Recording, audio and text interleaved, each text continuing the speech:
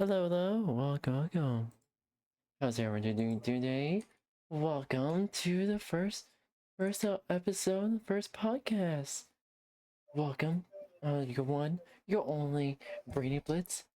Is gonna be like the main host, and I do have our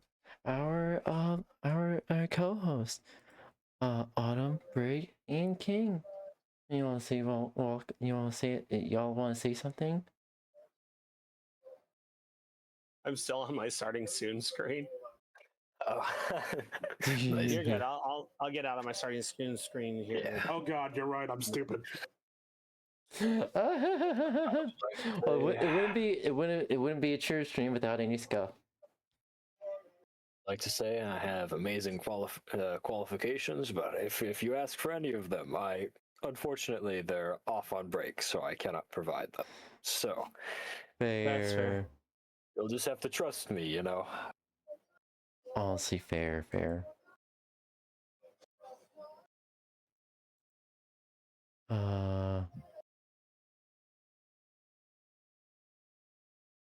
Stream.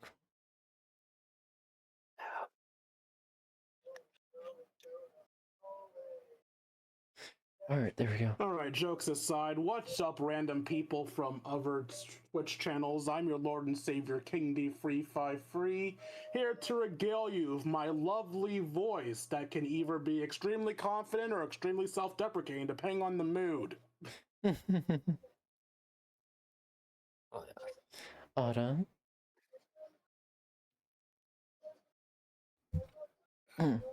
Brig, you want to do your intro? Oh, I thought I already did it. Okay, yeah, I'll do it again. I'm Brig. I'm very well known for always streaming on time, as anyone would surely recount, you know. Absolutely.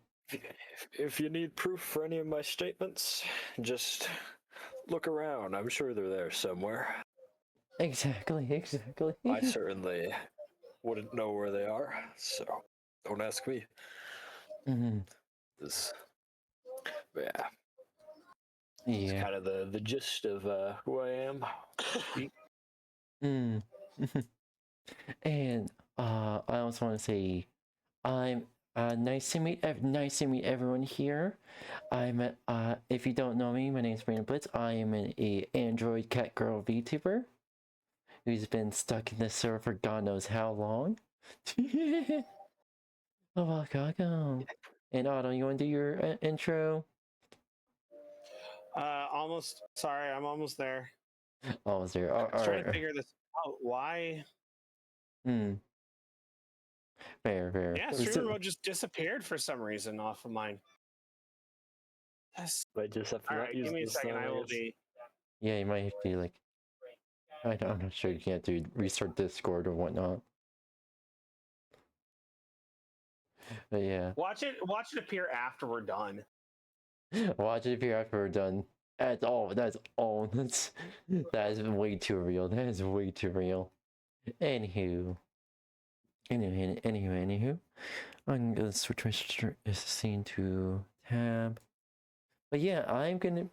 I'm not sure if y'all are able to have like Discord, like stream the screen share I have for the podcast. I mean, like have your stream the Discord stream for your podcast. My brain. Anywho, I'm gonna start off with my topic. This is gonna be like a Microsoft Microsoft evil scheme. So pretty much, Microsoft quote unquote it dropped Copilot branding from Notepad Windows 11. So in legal terms, they didn't actually remove Notepad. From what I've read here, they pretty much hid Notepad under advanced settings. So for feature like the Windows feature settings, stuff like that, they hit it under advanced. So yeah, Copilot's still like running if you don't have it disabled or like uninstalled. But yeah. So pretty much people have been rightfully so complaining about Copilot spying on them. Geez, I wonder why. Mm-hmm. And the fact here's the thing.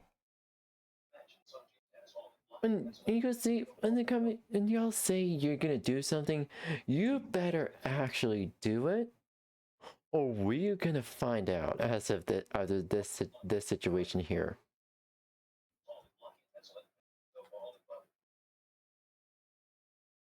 But yeah,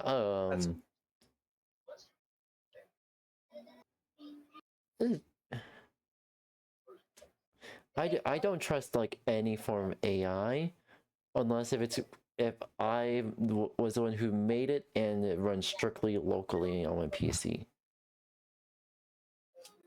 If it's not that, I don't trust it. That's fair. And I'm off of starting soon now. Ooh, nice. Nice. But yeah, welcome everyone on Autumn Stream. Welcome. My name is 𝙂𝙚𝙣𝙚. I'm a Android cat girl VTuber who's been stuck in this server for God knows how long. Welcome. But yeah, what I was just talking about is Microslop quote unquote dropping Copilot, which I already knew they're probably gonna do some shitty stuff, try to hide it, and yeah, they did. They tried to hide Copilot under advanced settings in your Windows settings. Yeah, that's shitty of Microsoft to do. And on to the next topic that I wanted to talk about, we have actually progress for like Linux gaming for AMD and Intel GPUs. This is mostly because Valve improved driver support for Linux, and so pretty much everyone who's gaming on Linux should see a huge performance boost with Steam. And even especially if you have like an 8 GB VRAM setup, you should see at least quite a bit of a performance boost. Anyone like with a more like the big beefy GPUs, sure you're gonna see a little bit of performance boost, but like not by much. But like the what was it again? Brain. The weaker GPUs or like the pretty much not as powerful ones should see a jump in performance, which that's why I like to see. We're pretty much like one step closer to overthrowing Windows for gaming. Honestly, Microsoft should count their days, because as soon as Steam makes enough strides in the Linux gaming scene, ooh, I'll be moving to Linux. Will be moving to Linux. I mean, my actual plan for moving to Linux is just having a second PC gaming setup alongside my current one. Yeah. But yeah, anyone with that people CashOS is the first to get it with a Linux kernel 7.0 RC7-2, and it should see appears to be like a rolling release.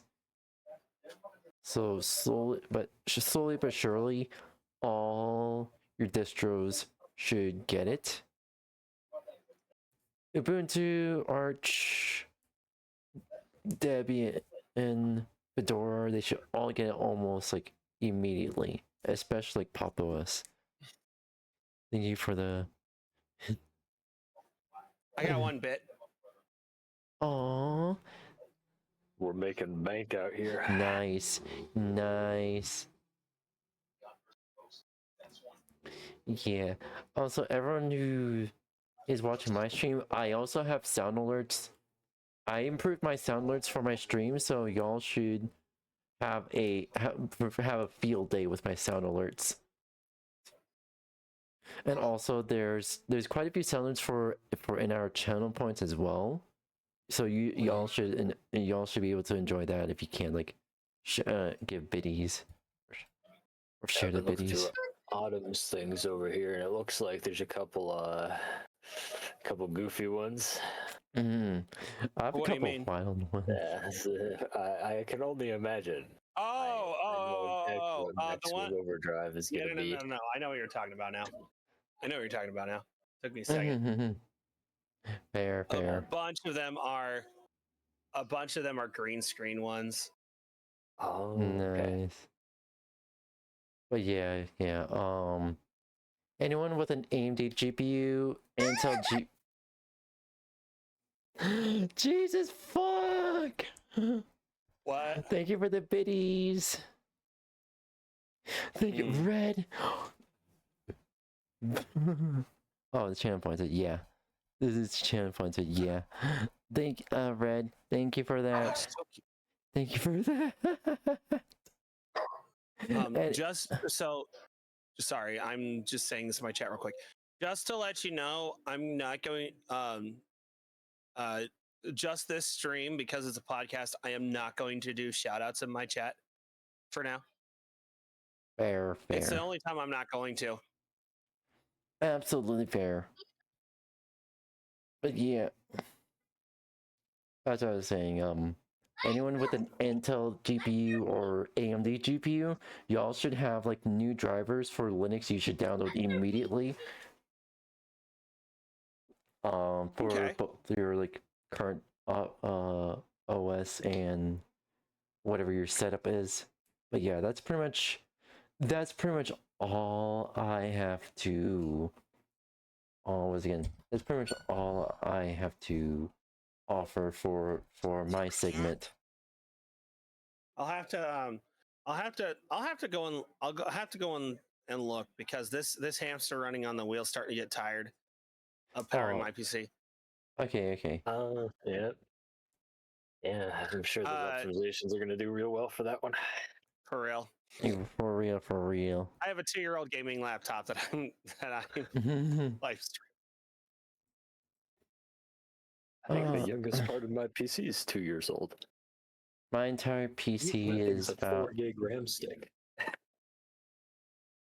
I think the youngest part of my PC is my RAM kit, which is a 64 gigabyte kit. Oh. So this laptop I have is a Windows Acer Nitro 5 from 2024. It's the one where it has the expandable RAM slots and where you can put another hard drive into it. I think it's an HDD you're able to put in there. Fair. It works. I haven't had to put in the RAM, but I'm pretty sure I'm going to have to figure out a way to get the RAM sticks and actually put it in here. So I think it actually needs it. I got a friend who's still running on 8 gigabytes of RAM from like 10, 12 years ago. Nice. 8 gigabytes 10, 12 years ago was really good. Yeah, it was back then. Not now. He's still got those same sticks in his PC. Right. Fair. Absolutely fair. Once these prices drop, we're gonna be forcing a lot of people to upgrade their RAM. Oh, for real. For real, absolutely for real. Honestly, the only reason I got mine for relatively a decent price is because I was looking on like Craigslist, eBay, stuff like that. But yeah. I specifically looked for the scalpers so I could get the worst prices possible for my RAM. It was pretty much charity. I guess that's a way to do it.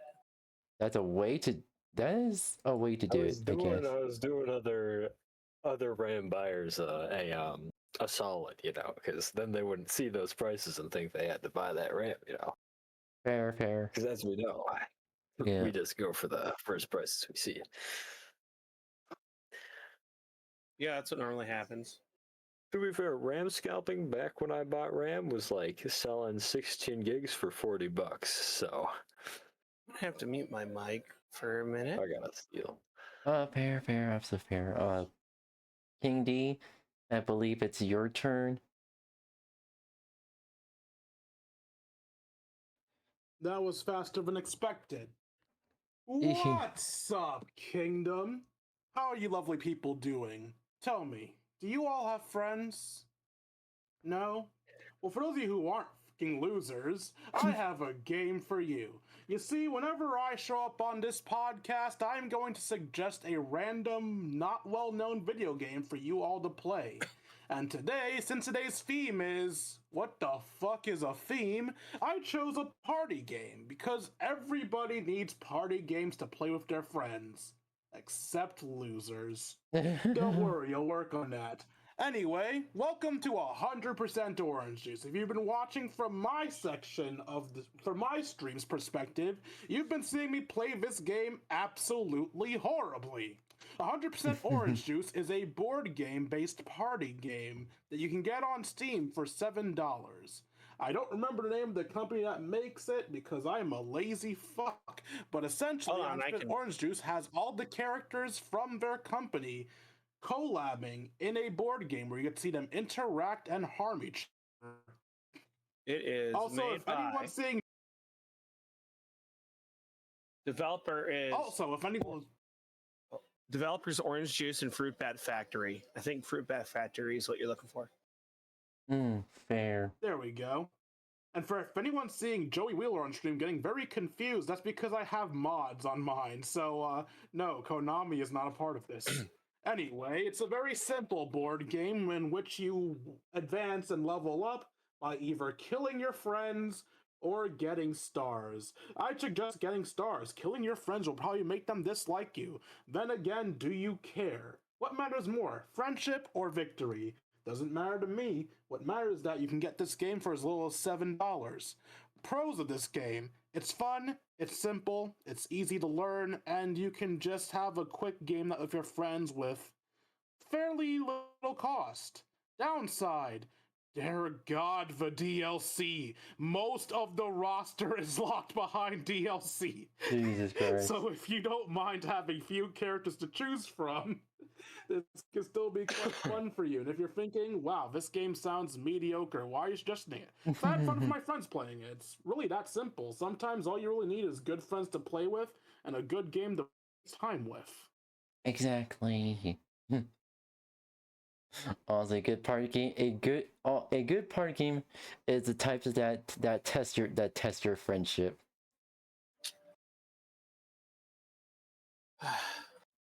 Briggs, you redeemed my hydrate when I had nothing. I will be right back.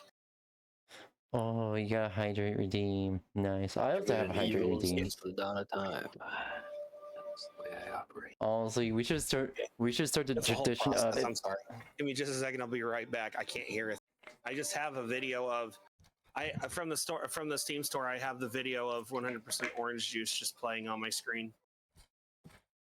Lol. I was gonna say we should start the tradition of, if we're having a shared chat and someone gets a redeem, we all should do the redeem. Does hydrate mean that specifically have to drink water or just drink the drink? All right, guys, get ready to drink water. Hydrate. Get ready to spam hydrate, everyone. In fact, I don't think Autumn has a cooldown on the hydrate, so I can just keep pressing it.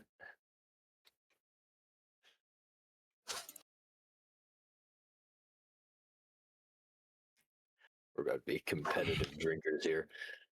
Uh-huh. We're gonna regret this one. It'll be great. I dislike drinking water on stream because the bottles tend to be loud and audible. Fair. Ugh. You turn off noise suppression and start crinkling mine every time I drink. All right, I'm back. I have noise suppression Just for interrupt Discord that. and Back. We've all OBS. decided that we have to suffer for your hydrate. Yes. Oh no, I have one that says everybody hydrate as well. Oh. Oh yeah. wow. My hydrate usually applies to me. So yeah, I have a hydrate that applies to me, and then I have an everybody hydrate, which everyone who is with me in the stream as well as in my chat all have to hydrate. And also including me. Mm-hmm. Well, then get yourself something to drink. My son said, and also. Lol. All right, guys, I gotta drink a liter for every hydrate. Oh Holy Jesus! cow, no, No, don't do that. Don't do that. No. Do not do that at all. I just saw Redstone said 10 so far, so I was like, this is the way. Redstone, you piece of shit. I already did 2. I did like 8.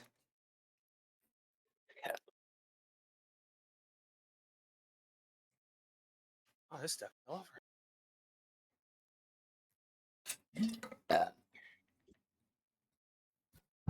Who's burping you have any- water? I was gonna say, do you have any other game recommendations or just the one? It really depends on like. I have. These are like And I know what we talked about Sorry, were you earlier asking before me or stream, somebody and that's not what else? I'm talking about. Yeah, we're not the research one. Screw off, don't judge me, it's a good game. But yeah, I do have a lot more suggestions. I guys. just figured since I don't know how often I'd be showing up, I'd do one per stream. But if you want me to suggest another game, I can. I don't see why not. Alright then. Since the first game was for Steam users, this second game will be for PS5 users. However, unlike 100% Orange Juice I have currently on screen, I can't really put the other game on screen because I didn't set up my PS5 for recording. Anyway, if you have PlayStation Plus, you can get the game For the King for free. If you don't have PlayStation Plus, it's like $5.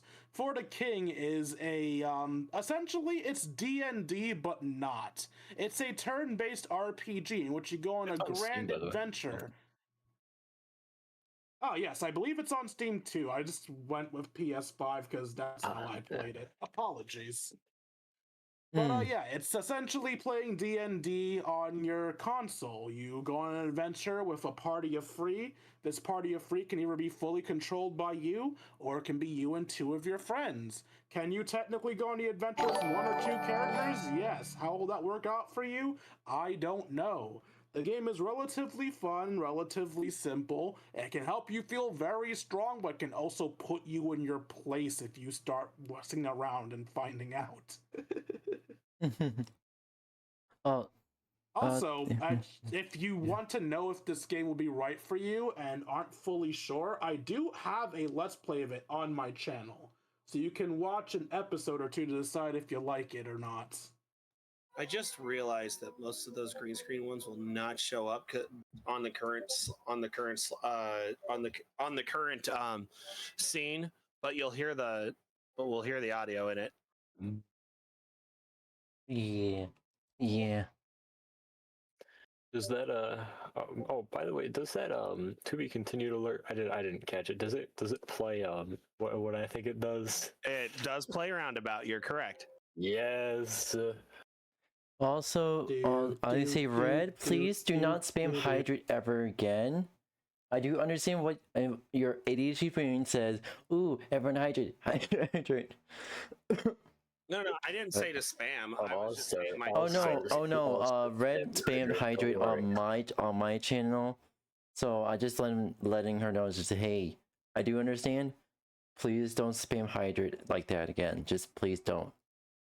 1 or 2, fine, but 10 we don't too need many. somebody waterboarded. All right. Don't I do worry, understand son, for, I'll You want like- to come to put my chat spam and in spam myself. hydrate here? I'll appreciate it. I want to say again. Good girl. I'll spam for all of us. Don't worry. Where's the clicker? I'm kidding. I actually have a clicker. That's fair. I just let For the King on PS4 play. I didn't play the sound, but fair. You hear that, company who made For the King? I got you a buy. You should give me money now because I got you money. Yeah, sponsor us. Free money. I can hear that Discord notification from a mile away. oh no, that's off the TV my son's watching on. What? Oh, so Yeah. that's one of What those- are you one of those, watching? like, Discord videos or something?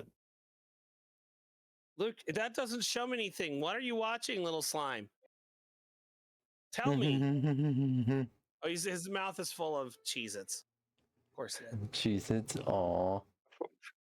Okay, they're Dollar General brand Cheez-Its. Absolutely fair. Okay, so, all right.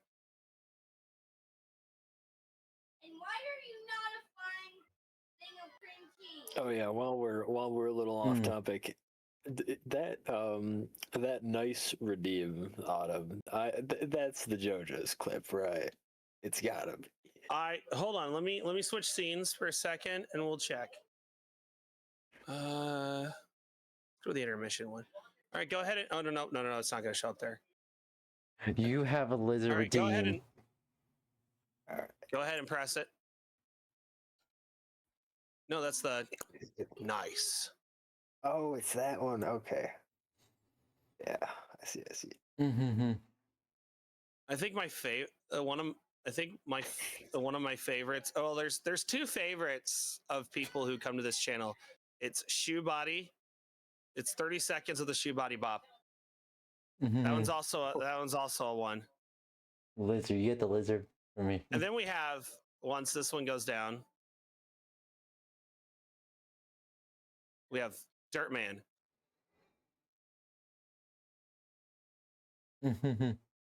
Nice. Oh, man. I Okay, remember Luke. I like a couple of months before that thing went viral, or like 1 month I think before that thing went viral. I had a friend send it to me. And I was like, "Yeah, this is not going viral," and he was like, "Trust me, this one's going viral. Put all your stock in it now." No, I'm not even going to watch the video. And then he was right. It was like super viral a month later. It's the Eat my most words for random. that one. The most random shit just goes viral almost all the time. This duck is an imposter. It has my name on a name badge. Absolutely fair. Dada. Oh, Turn the volume down a little bit. Is it still on 25? Yeah. Okay. I'm Eh, talking oh, to you. I missed it. There was an alien that abducted one of my ducks. Whoa. Oh, Okay. Jesus. Sorry, we are off topic, and I We are- apologize. I mean, we're still on, like, your topic, Autumn. Make it when Oh wait, yeah, forgot. on your head. You ready to delve into your music? You're done Yeah, with your I'm ready to music. delve into music. Let's go. Now, Lucas, you cannot bother me on this. Sorry, I said my son's name out loud. It's not like. Let me grab. No, Luke. I am your father. I'm my own grandpa. What about it? Okay, that's an actual song. Yeah, I remember seeing that song. Had like Yeah. a diagram of the family tree too. Okay, so I'm gonna also have to bring up, and I'm only gonna play snippets. Fair. So we'll get through something video game OST, and then something bizarre, but it's still funny. So pause. Okay, cool.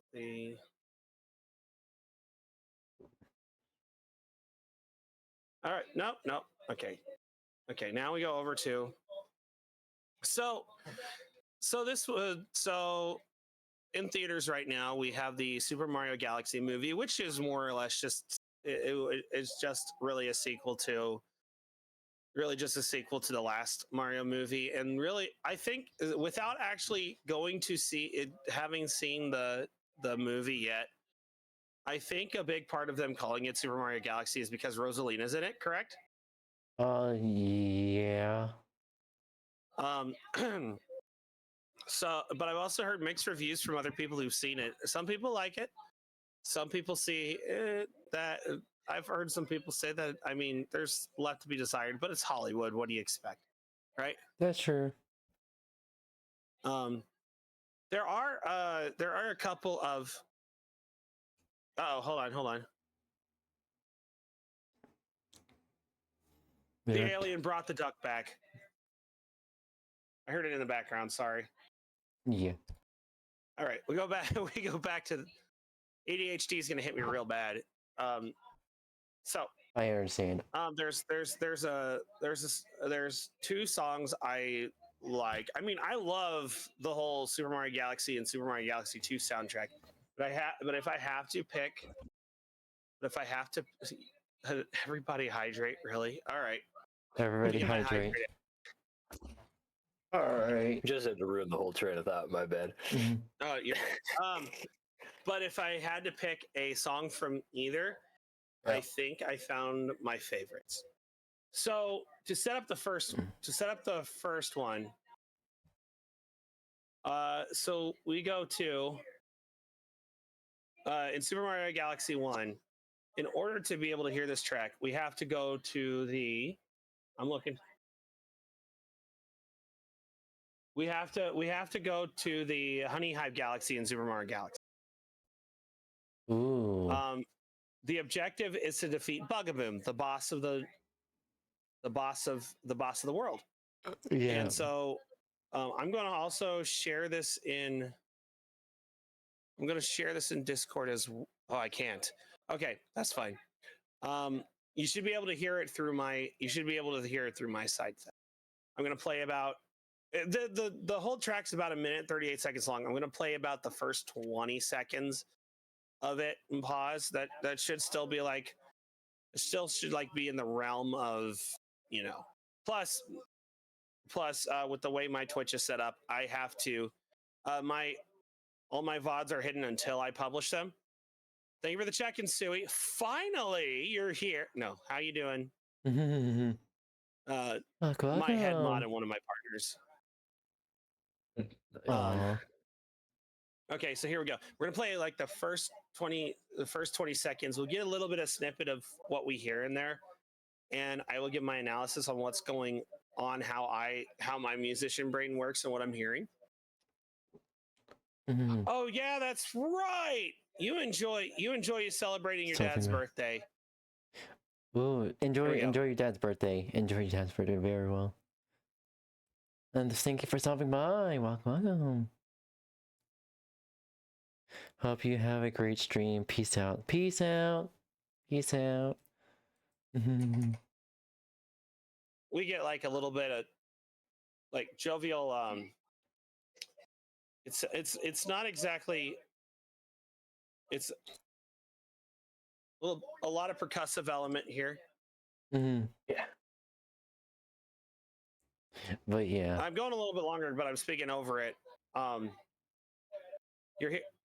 I think it is a really good mix of how the whole Honey Hive Galaxy is. But there's like there's a sense of urgency. There's like a sense of urgency when you're trying to get Bug-a-Boom, but it's still relatively calm. But it's still relatively calm. And it's really nice, light, jumpy, which is not something you'd really expect from. Not really something you'd actually expect from a boss battle, but. But I mean, I think it's more of a mini. I think if I remember right, it's more of a big. It's more of a mini boss. Besides, the it's also a little bit of play of the Honey Eye Galaxy, which I'm playing a snippet of it right now. It's a little bit more sped up because Honey Eye Galaxy is a little bit more laid back. Yeah. And so you're trying to defeat the boss. It gives you more sense of urgency, so that way you can help Honey be queen. I really like the contrast in the speed to give you a little bit more sense of urgency. Like, you need to get this done, otherwise this galaxy's in trouble. That's the one. So yeah, it's Big Bad Bugaboo from Super Mario Galaxy is what I pick. Now from Super Mario Galaxy 2, which by the way, I know you can, what is it? You can get that if you have a Switch or Switch 2, you can get the Super Mario Galaxy and Galaxy 2 bundle that they have. Which is nice, but I'm fine with not getting it because we have the 3D All-Stars secondhand, as well as I still have my original Wii copy of Super Mario Galaxy 2, plus a Wii. I just got to find where the copy is. Anyway, so this one I would pick the super massive Galaxy for my pick for Super Mario Galaxy 2. Once I play it, you'll see why, or you'll hear why.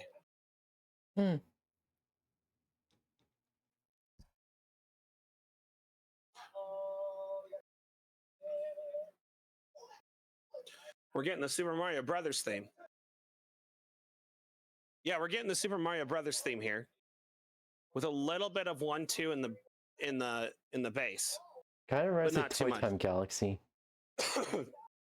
Yes, because it's a remix of a remix. But I still like how they did this. Nice. It is more or less. I will say a huge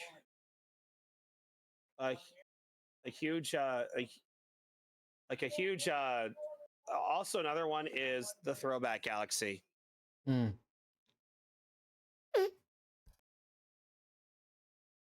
we also get another throwback, which is nice. Nice. I think this is the 64 theme, if I remember right.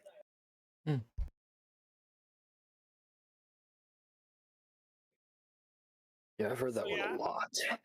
Yeah, it's Bomb Bomb Galaxy. It's really nice. But yeah, we get a lot more retro stuff. To be honest, I understand that popularity-wise, that the first one is a lot more popular than the second one, and that's fine because I always saw Mario Galaxy 2 as an extension of the first game anyway, which is what it's supposed to be rather than a sequel. True. I said I also wanted to recommend a couple of OC remixes for Super Mario Galaxy.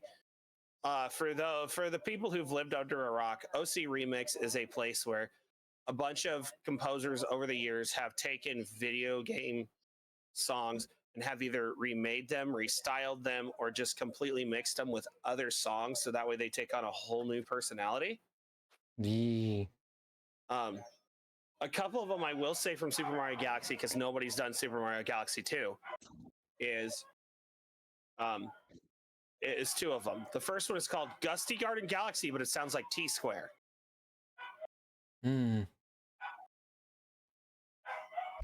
Actually, we bring this up into the YouTube player. For those premium musical visuals. Nice. Done by Will Rock featuring Protodome. What I also like is, thank you, Parker, for the check-in. Anytime you listen to like any EOC remix, it's copyright free. So if you ever wanted to use any of the OC remix stuff for your stuff, as far as I know, because I've never got hit with a strike or a DSCA takedown for it. So and it's nice because it's Gusty Garden Galaxy.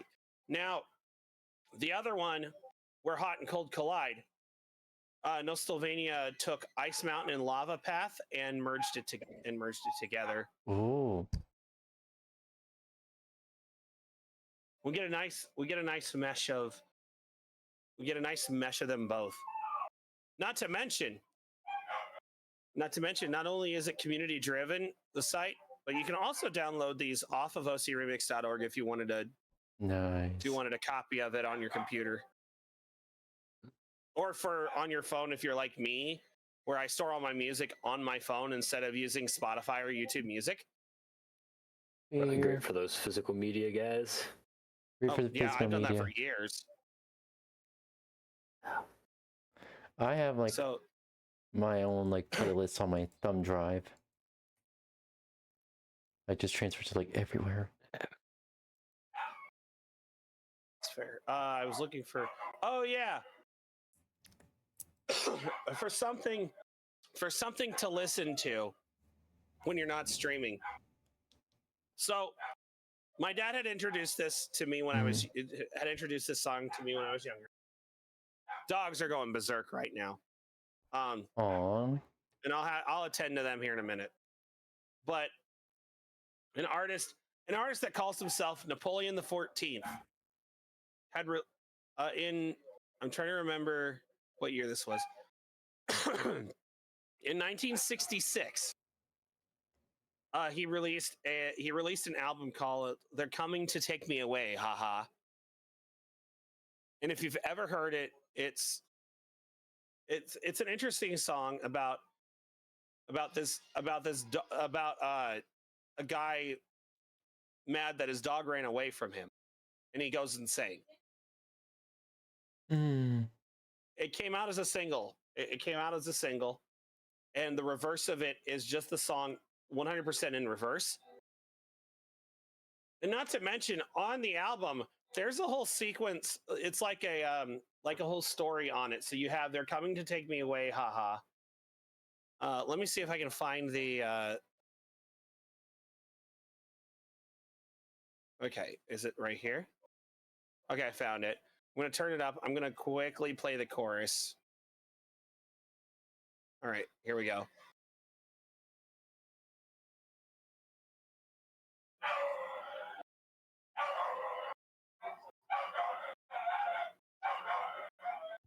Bark.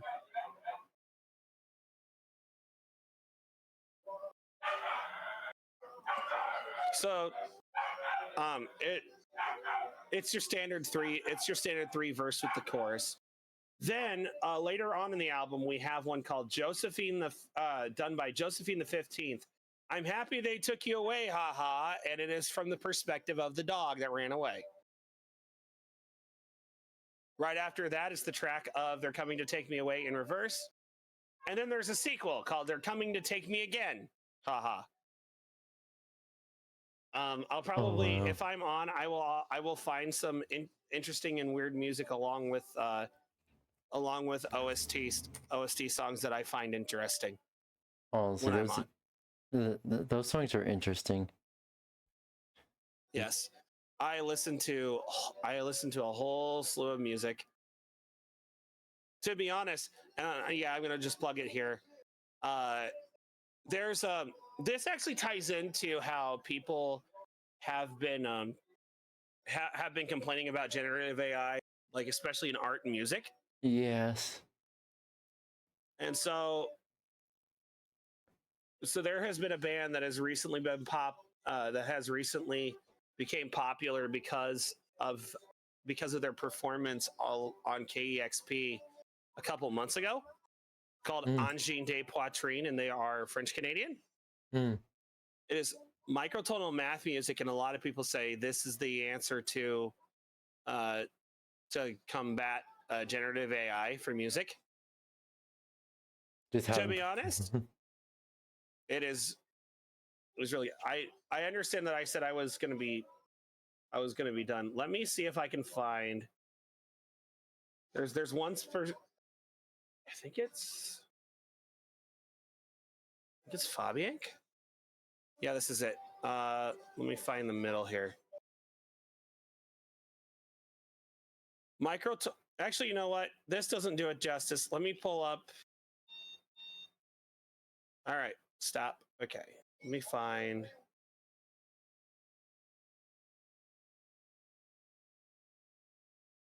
Okay, so already, if you're looking on my screen, already we see a two-piece band. We have the guitarist slash bassist and drummer. I'm going to just go through this really quickly. So I don't know too much about this band, but I love listening to their stuff. They've got 2 EPs, 12 tracks out. And we have a drummer who has blankets, who has sheets, polka dot sheets on his kit. First of all, their aesthetic is amazing. A lot of times with Nice. like Slipknot, Kiss, like all of them. They dress up to express, right? Yeah. And these two are no different. They keep their identity a secret, which is totally fine. On the left, we have Khan, who plays the microtonal bass and the microtonal guitar. And I do say that if you don't know what microtonal is, you see a regular guitar, and you see where all the frets are on there. Yeah. Put frets in between all of them, and then now you have access to notes in between the notes we see on a piano. Ooh. Yeah. What's really nice is they can with the way they do their music is the reason why a lot of people like it as well is they stay in what we know as notes as the root of all their songs, so it catches the listener in. And then once you start listening to it, it might sound off, but once you realize that these are notes in between what we know or what we normally listen to, then it starts to make sense. They love using odd time signatures. They love using they love using the microtonal ones. Also, with the way this works is they use a looper, and so the one who's playing guitar and bass, the way they write their music is so that way it just flows and it doesn't feel like it's stale as well. I would suggest, if you want an introduction and actually want to listen to this, I would recommend going to see their KEXP performance. They do play, in my opinion, their 4 strongest songs that they have. Not to mention, some of the songs have a little bit of vocals. This is mostly instrumental, I will say that. But what I mean by vocals is both of them have their voice going through what sounds like a couple flangers, which is an effect that can be used on a guitar or a voice to make them sound alien-like. The whole aesthetic is amazing. I do recommend this band to anybody who wants to listen to something new and different. To be fair, they have been around for years, but they just became popular because of the KEXP. Now, if I understand it right, they have tour dates in Europe and the US now. Oh, that's actually pretty good. So even if you don't want to watch this, but you want to watch one of the many bootlegged, quote unquote bootleg people filming on their cameras, live shows, to be honest, they are amazing live. I wish I would be able to get to see them live, but yeah. Sorry I went off on a tangent there, but hey, it's okay. It's okay. It was still on topic anyways. Yes. I would recommend 𝙂𝙤 𝘼𝙂. I would recommend listening to at least the silliness that is Napoleon the 14th, especially that they're coming to take me away. It's just it's just silliness. I do recommend listening to the Super Mario Galaxy soundtracks.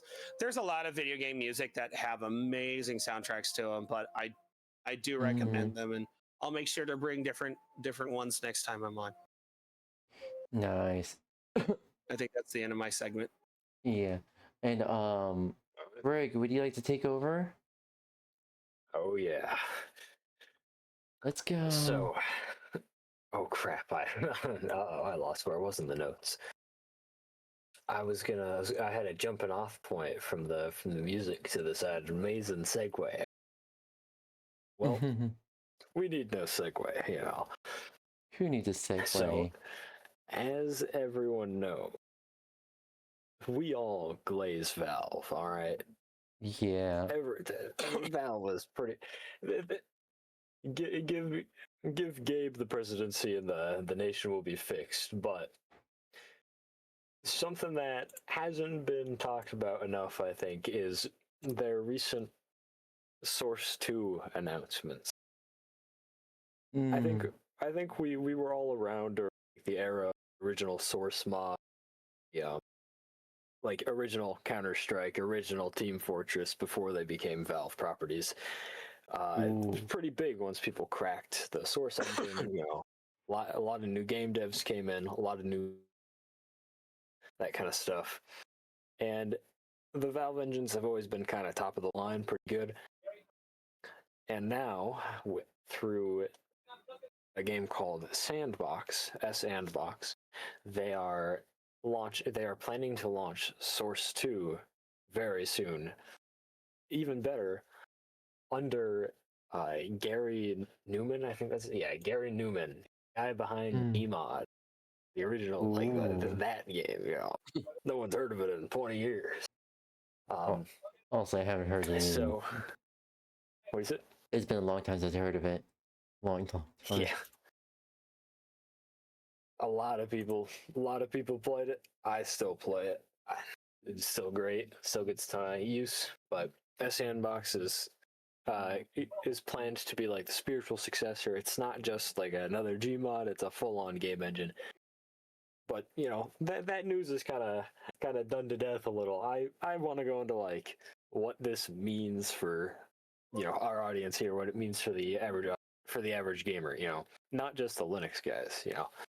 So, in a lot of, like, in very simple terms, most realistic-looking games use the Lumen lighting system. And I trust me, this will make sense in a second. And it just so happens that Lumen is incredibly taxing on GPUs, especially GPUs without an RTX infrastructure, but still taxing on those. GTX does. AMD gets cucked, but the main reason why Lumen is so taxing is because it's often heavily ray traced, and it's not necessarily applied in a way meant to work on any sort of less than modern GPU architecture. Not necessarily new, but it's also not old enough to run on most gamers' PCs.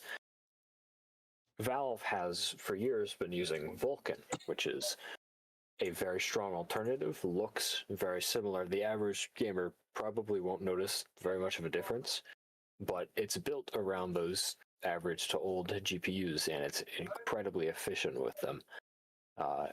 It comes out of the box with a lot of optimizations, and this means any game any game on the Source 2 engine will be default running Vulkan, which is also fully, unlike Lumen, fully Linux compatible, which means like the Steam machine and stuff like that in the future. You can run it just fine, no issues. Nice. And it has it comes out of the box with very easy atmospheric lighting, all that, the stuff that normally it's a little hard to get working right with every game. So that's like one of the many examples of what's going to become the stock Source 2 look. They've already, because nobody focused on this, I didn't know it myself. Source 2 is also coming with a lot of 2D tools. It's not just going to be 3D. People always talk about like all their lighting things, their map editing, their shaders, all that kind of stuff's for 3D. But they're also, just like, for example, with Godot and other Unity and Unreal alternatives, they're also launching with very powerful 2D what's it called, 2D tools. So something that people into game dev will know about is auto tiling. It's for tile-based 2D games. It essentially means that the developer doesn't have to hand place every single like corner and all that. It's just wherever they place the tile, the bends will come there naturally based on how they set up their auto tiling. To put it incredibly simply, they're already coming with that out of the box in a sandbox, which it is auto built into, for example, Game Maker, but that's often for simpler games. It's a little harder to work with once you get super large games. It's not super well optimized. There's also auto tiling in Godot, but you still have to manually set up all the the tiling logic, that kind of stuff. It's seeming more like a sandbox is going to come up with like proper normal auto tiling, kind of in the same way as if anyone's ever seen RPG Maker XP, it's just auto tiling out of the box.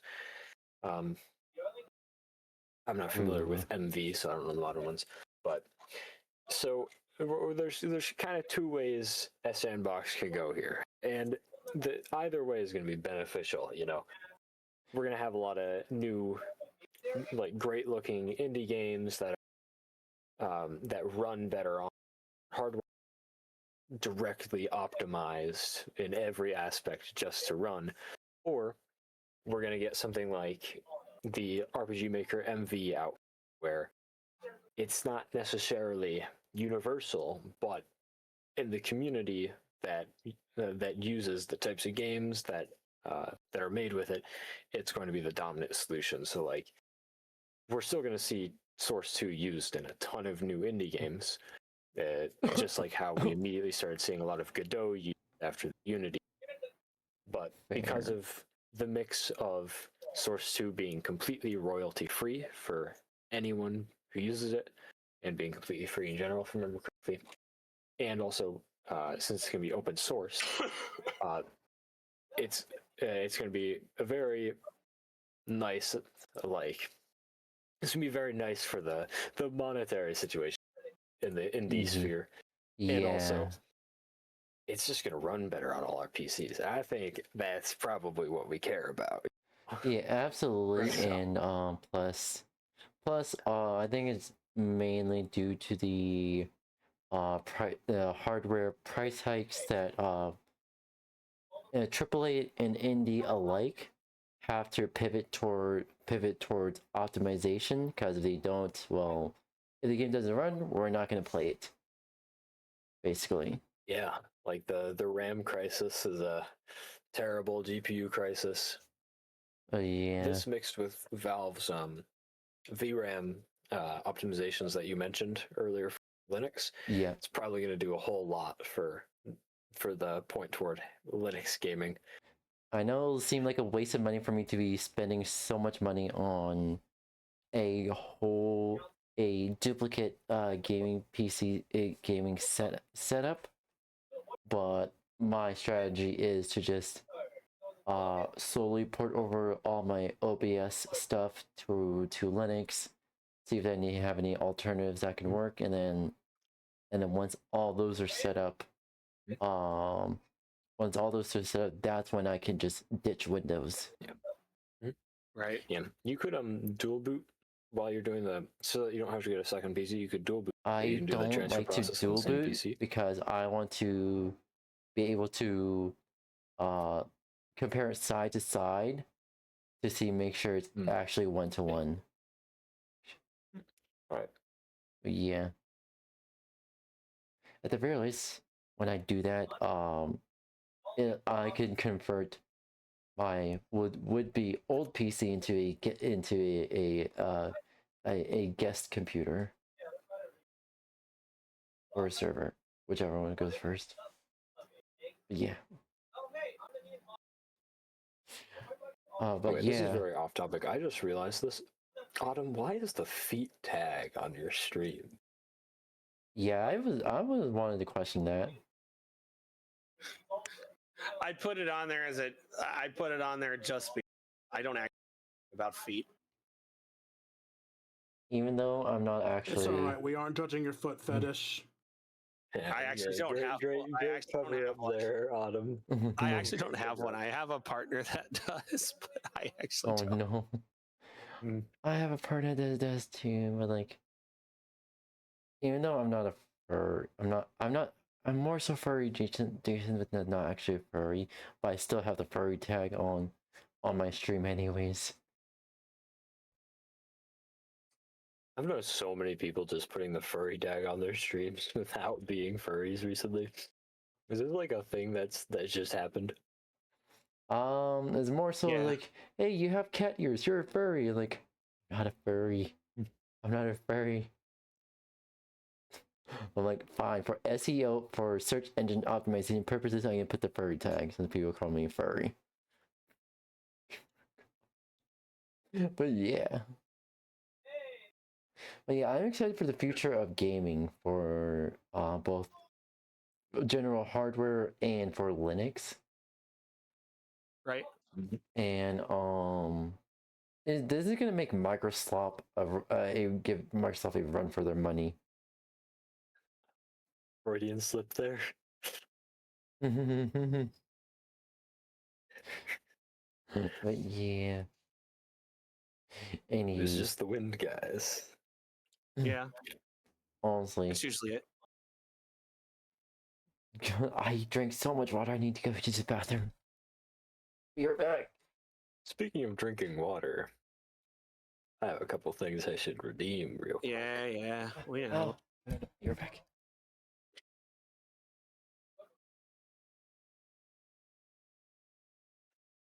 I can't wait till Valve's optimization force Arc to finally be able to run on any PC, like it just a PC in general. So while Brandy runs the restroom, I want to ask both of you: are there any current games that you both are liking playing right I've been playing a lot of I've Silk gained an Song. now? Silk Song's valid. Yep. What did you say, King? I've gained a bit of an obsession with a Pokemon fan game called Pokemon Z. Oh. Hmm. Does it take place in the XY generation or XY generation? Yes, it's essentially what Legends ZA should have been. You know, an actual Legends game taking place in the past. Well, okay, wait, no, that is a very misleading way to say that. It's a game that takes place in the past and goes over the past of Kalos. Yeah. It's not a Legends game, it's still a regular Pokemon game, but it goes over the past like you'd expect a Legends game to do. Yeah. Nice. Oh crap. Me? I've also been being conscripted for Stellaris. I forgot to mention that. Yeah, it's terrible. Yeah. It's a great game. It's terrible. So lately what I've been playing is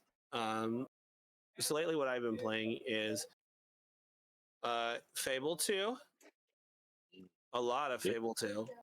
Ooh. Which you can only do if you have an Xbox and you have Xbox Live. You can't get Xbox Live on computer and expect to be able to do it. Same with Sunset Overdrive. You have to, which is really dumb, but it makes sense because the second one was only released on Xbox and not on PC like the first and third ones were. Fair. And with the way they're doing it, they're never gonna release it for computer. I've been playing Andromeda because that's what's also on my that's what's also on the Xbox that I can play off of there. I do have, now don't get me wrong, I do have the Legendary Collection, but that's on the laptop. And with the way I've been feeling the last week or so, like last few weeks or so, I had been not bothering on setting my laptop back up and opening it to play anything. Oh, I see. So it's just been Xbox more or less. If I'm on my computer, right now it has to be Legendary Collection. Poker Night at the Inventory, which is fun. It's Texas Hold'em poker with four characters. that is. Max from Salmon Max, the heavy from Oof. Team Fortress 2, Tycho from Right, I can't boop you. remember. That's such what? Penny Arcade. Someone redeemed Thank a you. boop. Someone redeemed a boop on my stream. What does Nice. that And mean? then and the last one is Strong Bad. Ooh. I remember the strong bad videos. I've So, been What's The original and there is a Flash ones. sequel. Well, it's a remastered version they just released, but Telltale had to take down, or Skunk Ape, I guess, had to take down Poker Night at the Inventory 2 because a couple of character license expired for the characters who are in that game, which are, hold on. I've been addicted to Cursed Halo. Nice. Honestly, I can never go back to normal Halo unless I'm doing like some custom maps with friends.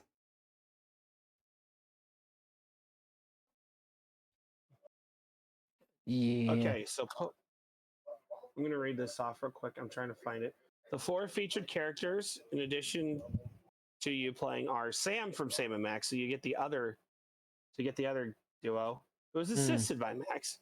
Brock Sampson from the Venture Brothers. And he is voiced by Patrick Warburton for this. Ash Williams from the Evil Dead franchise, and Claptrap from Borderlands series.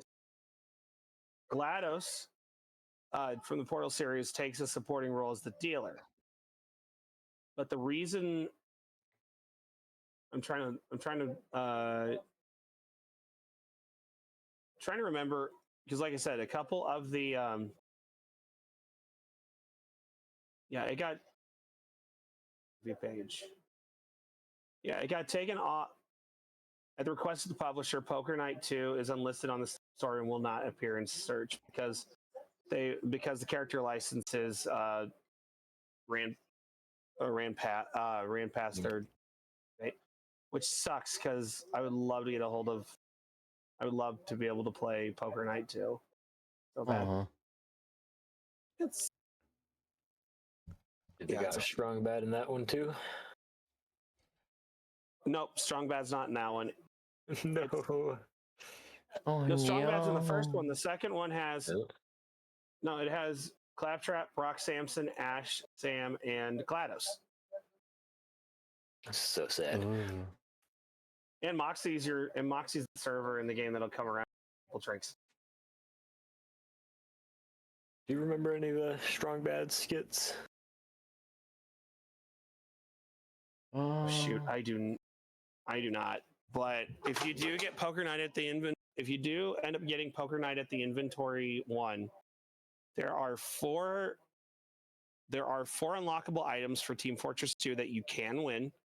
But the way it works is whenever you start the new game of gambling, instead of them putting cash on the table, they might put an item on the table that says it matches just the amount of cash.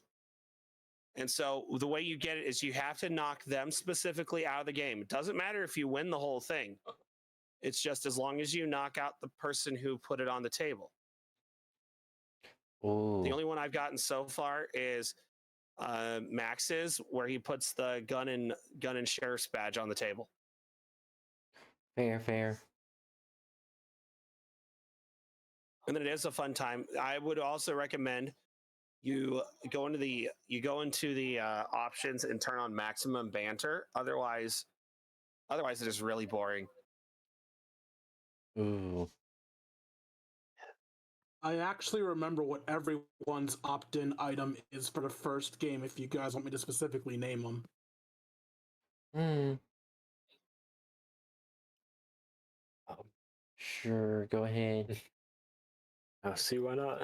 All right, the opt-in items for the first game are Strong Bad, his cool shades, which is BS, but we'll let it slide because it's Strong Bad. Again, Max is the gun and badge. The heavy is Sasha. What a shock.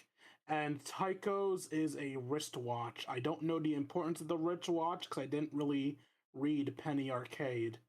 Random fun fact, it was originally supposed to be a sweater, but I guess they decided it would take too much time to model him taking it off? Yeah, the Iron Curtain enthusiast time. Oh, let me scroll back a little bit because it just showed on my screen.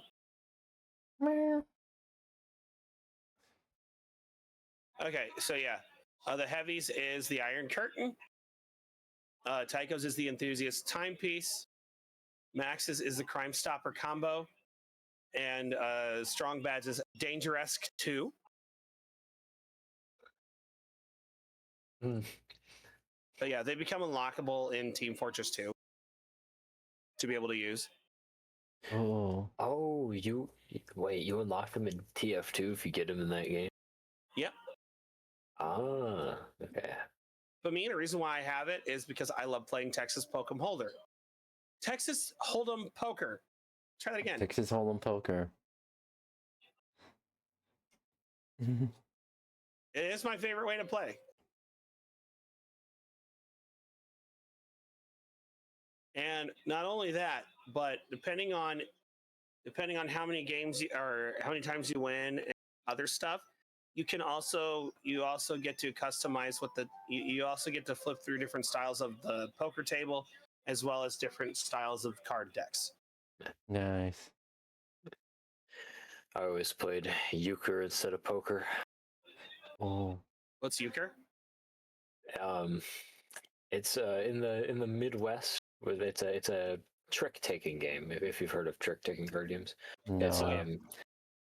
Normally 2-on-2. You declare a. It's kind of actually a little bit like tarot. It's the trick taking tarot. Oh, You declare a trump at the start. That's the difference between tarot. The trump isn't set. You declare the trump suit, and as you win rounds, like you take points, you get to a certain amount, you win the whole thing. That's kind of like the gist of it. It's only nines and up. All other cards are gone. The Jack is the highest card. And then there's Ace below that, and then King, then Queen. Or actually, Ace. Yeah, I think Ace is right below Jack. It's been years. It's been for euchre? Yeah. There's some variations depending on state, but generally in Michigan, that's how it's. That's fair. I live in Illinois, and I've never. I remember inventing a card game version of checkers. Interesting. I don't want to get too nitty-gritty detail. Pretty much, it's similar to like, I'm not sure if you know the a card game called Overtake. Not sure if anyone knows that. Pretty much. I have not heard of that one. It's pretty much the simplicity of it is whoever has the higher value card gets to keep both of the cards, and whoever has the most cards wins. So similar to that, but all the cards, like all the cards on, let's say, these plastic stands. So it's kind of like war. Yeah. 2 players put down their cards. The guy with the higher card takes it, and the guy who takes the most wins. Yeah. That kind of thing. Yeah, but with checkers, if you try to take it's like with checkers, but the cards are the pieces. And however, if you want to capture your opponent's card, your card has to be the higher value card. If you try if your card's lower valued, then your piece gets taken anyways. What was that one board game with where all the pieces had the values, and you didn't get them revealed unless you hit the other one with a scout or you took it. Was the I'm not sure. that you could only take a piece if it was lower in value than the piece you're taking with. It was a trick Fair. taking, right? Or no, it wasn't a trick taking.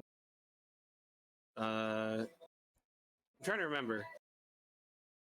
Dang, I'm trying to think.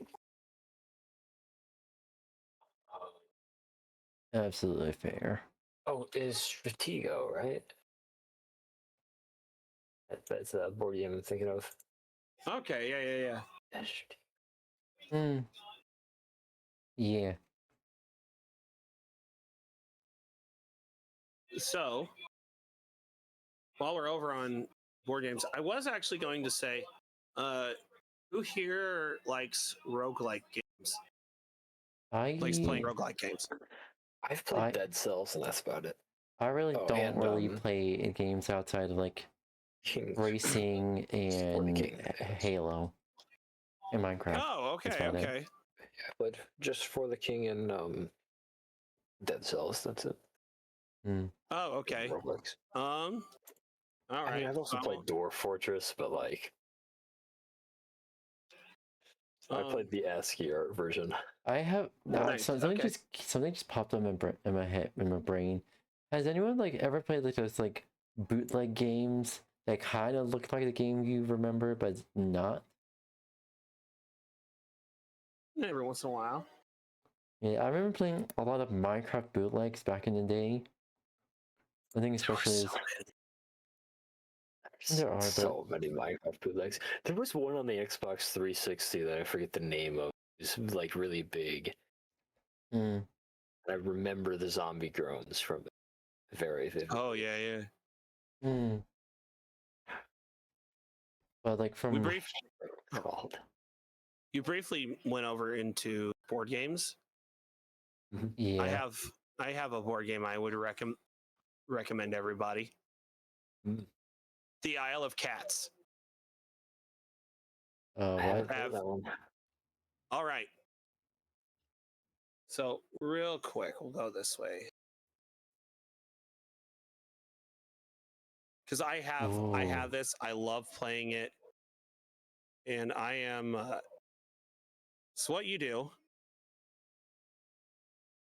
it's a competitive card drafting cat placement board game for one to 4 players. If you have a specific expansion, it's up to 6.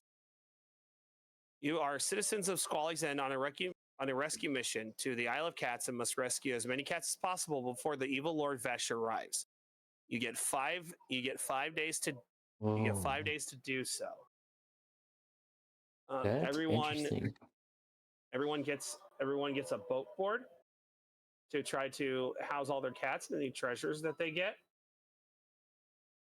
You use fish as currency that you get at the start of every day, as well as little cat tokens to help signify specific stuff.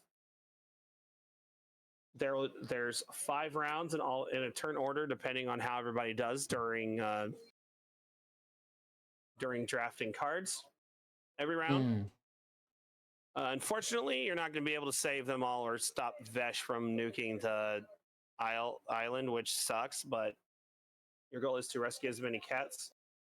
And then, of course, at the end of these 5 rounds, there is a scoring system, and more or less the person who has the most points wins.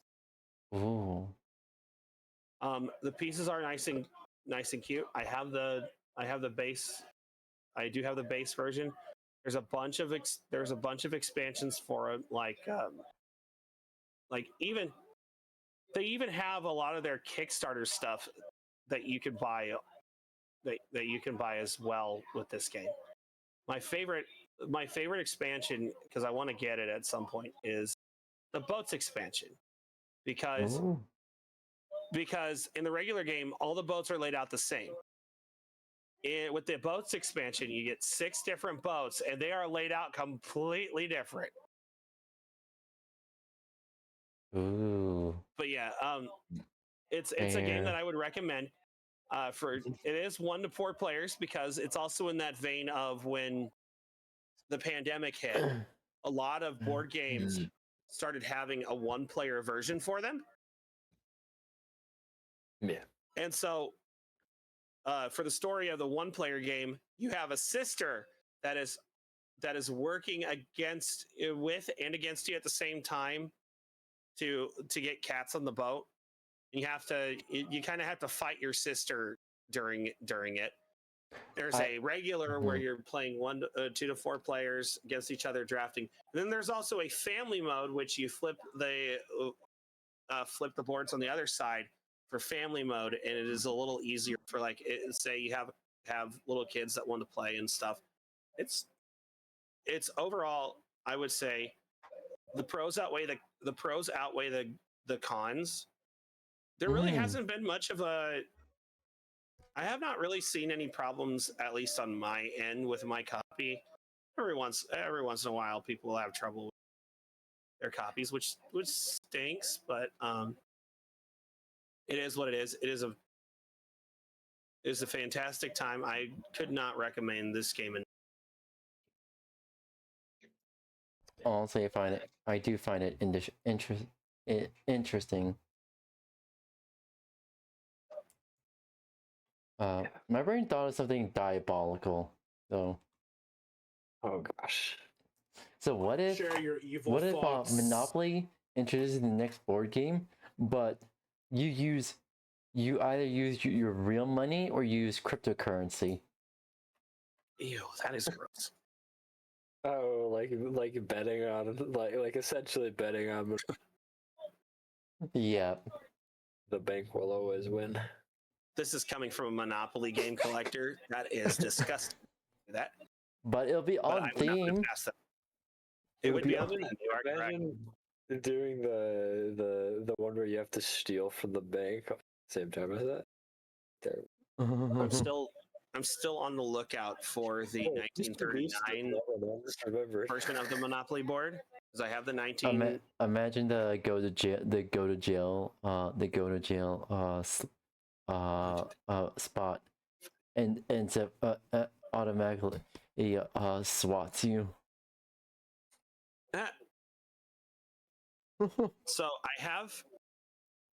So unfortunately the box has deteriorated, but I do have the 1936 and 1945 versions of Monopoly.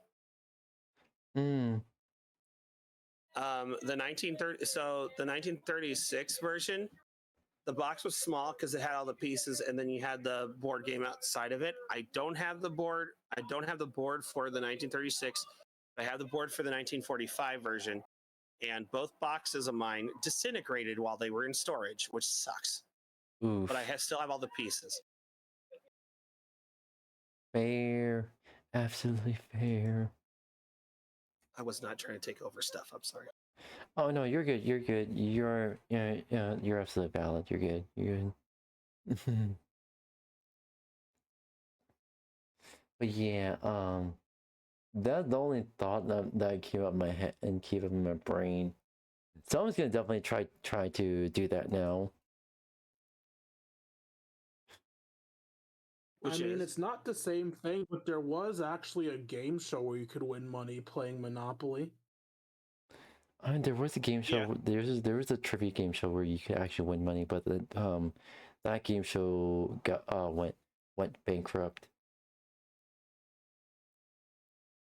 I think it was like you're able to like participate over an app and win money that way. And a lot of people were winning because everything was just logic, common sense. Once again, I should really get back into like old retro games. It's sort of like more emulation stuff like that. Yeah. Completely unrelated. How many liters of water? Far. I don't What? know. I don't keep track of that.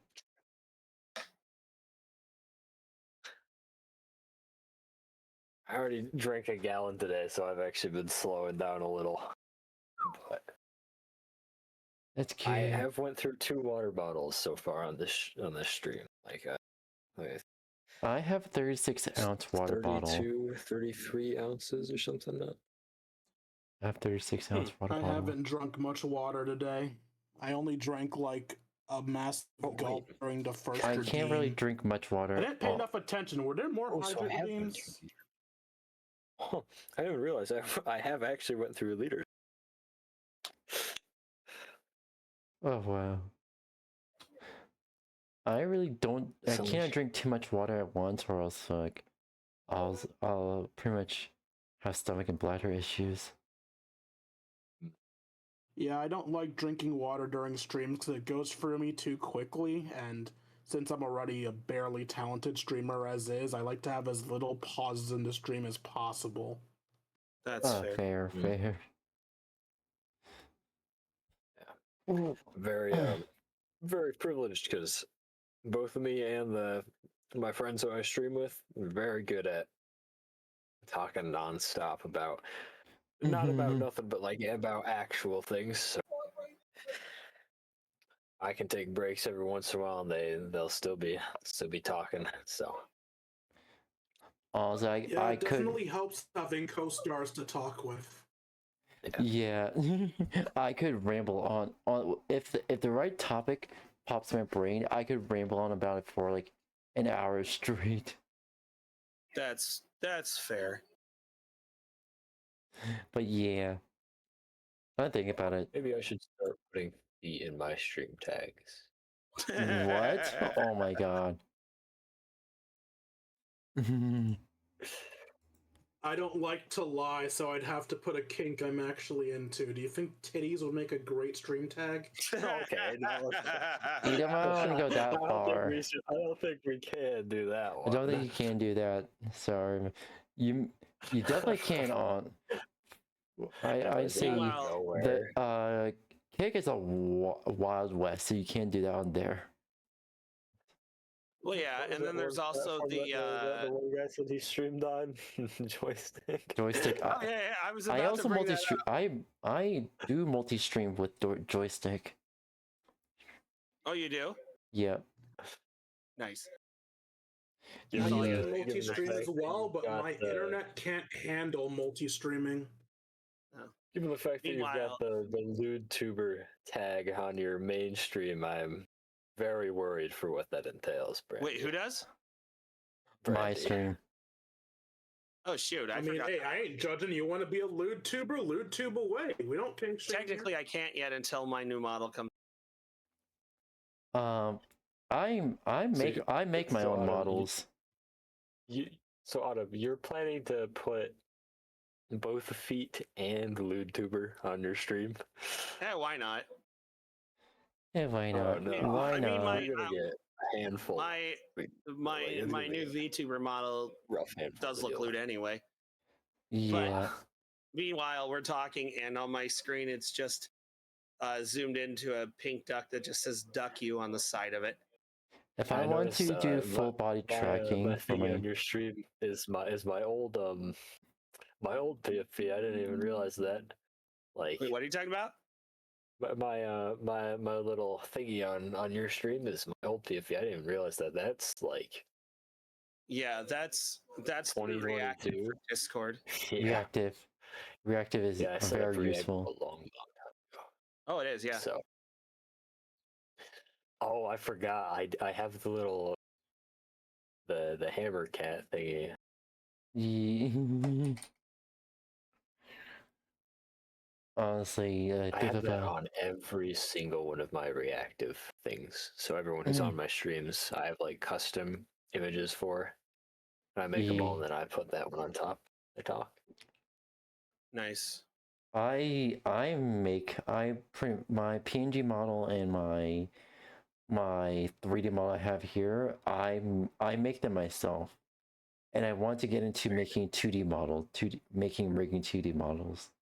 So it'll be much easier making new So we models. have a talented person here. Yee. Yeah. I'm a musician, so I just make music. I do music as well, but I only do like singing mostly. So I do art. I do art commissions here and there. So can I like suck y'all's dick for some free shit? Jesus. You don't have to do that. You just have to Maybe look if you at had my 20 stream and see bucks. the inbred duck. It depends on how much you're wanting to pay. I'm not that gay yet. Don't worry. Might happen someday. Someday. Yeah. That's I got an achievement. I got to figure out what it is. Fair. Waiting for retro achievements to apply to like Need for Speed Most Wanted 2005.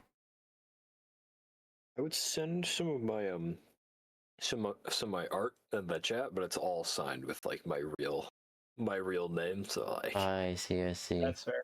That's fair. I can. Don't worry, we won't hunt you down.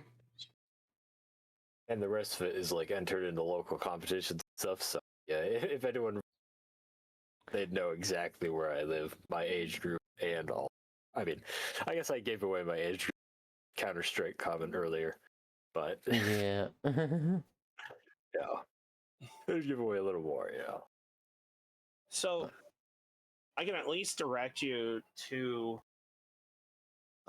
my to what I go by for my as an artist or as a musician, because I've published I've published 2 albums and 3 singles through DistroKid.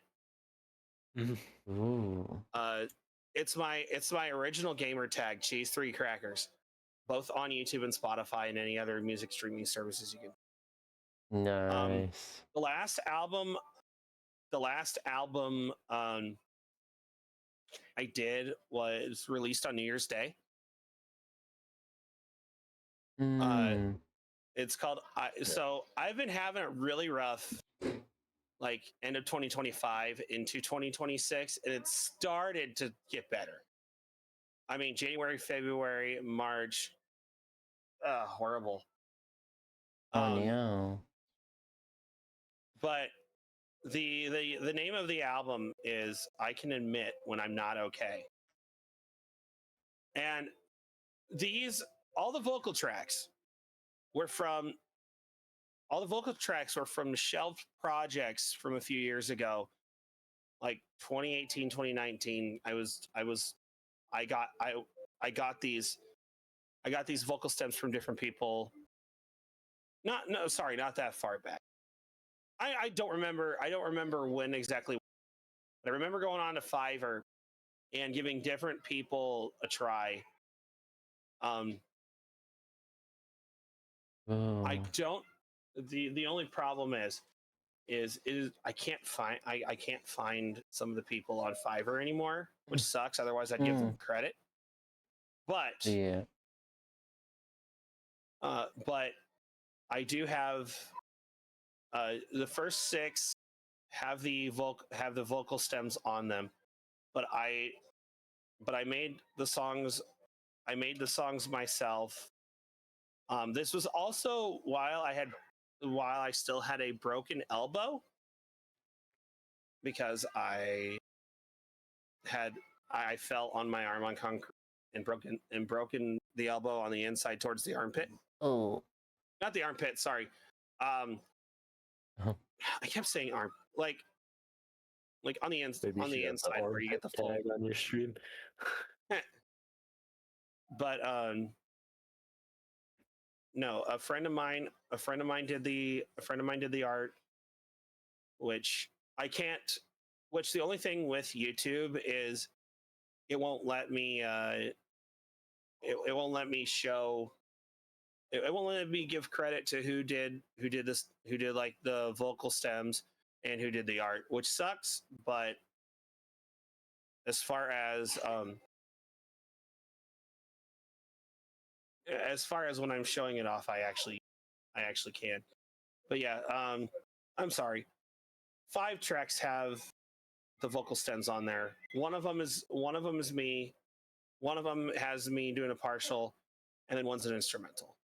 Oh, nice. I also have one other album that has that all the vocals on it are royalty vocal stems, which I was very happy to grab, of course. But everybody likes copyright free vocal loops, right? To be able Yeah. to use for their music. Yeah. But yeah, I have a total of 24 songs. I'm planning on making another album, but right now I'm having to working on a intro cover song for somebody's opening screen. Fair. My ADHD ass got very distracted. Did you say that you had copyright-free music we could use? Oh yeah, I my own music, I will let anybody use on their stream. Yeah. Nice. I use no copyright sound, Cool, but link I me do later, have to please. still be vigilant that No copyright. Oh yeah. Go ahead. even sorry. though I use no copyright sounds, I still have to be vigilant because one time, one of the songs that I had from my stream playlist, whenever my stream is on standby, expired. Their license expired, so 3 of my streams got copyrighted. I figured out that a particular song, one song, was expired, so I had to replace that song. Got it. Okay. Yeah, there are also some guys that go around and they'll publish like copyright free music, update the license later and be like, yeah, and Well- just strike everyone. That happens more on YouTube. Right. My really hard to favorite do. thing, and I do not stress this enough. Distro, I'm not sponsored by them. It's $20 a year, just as one functioning artist, to be able to upload your stuff. Obviously, follow guidelines, copyright rules, all that stuff. Yeah.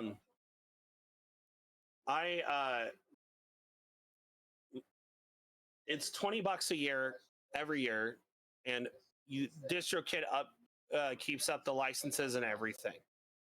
There's obviously additional services you pay for on your stuff. I don't do that.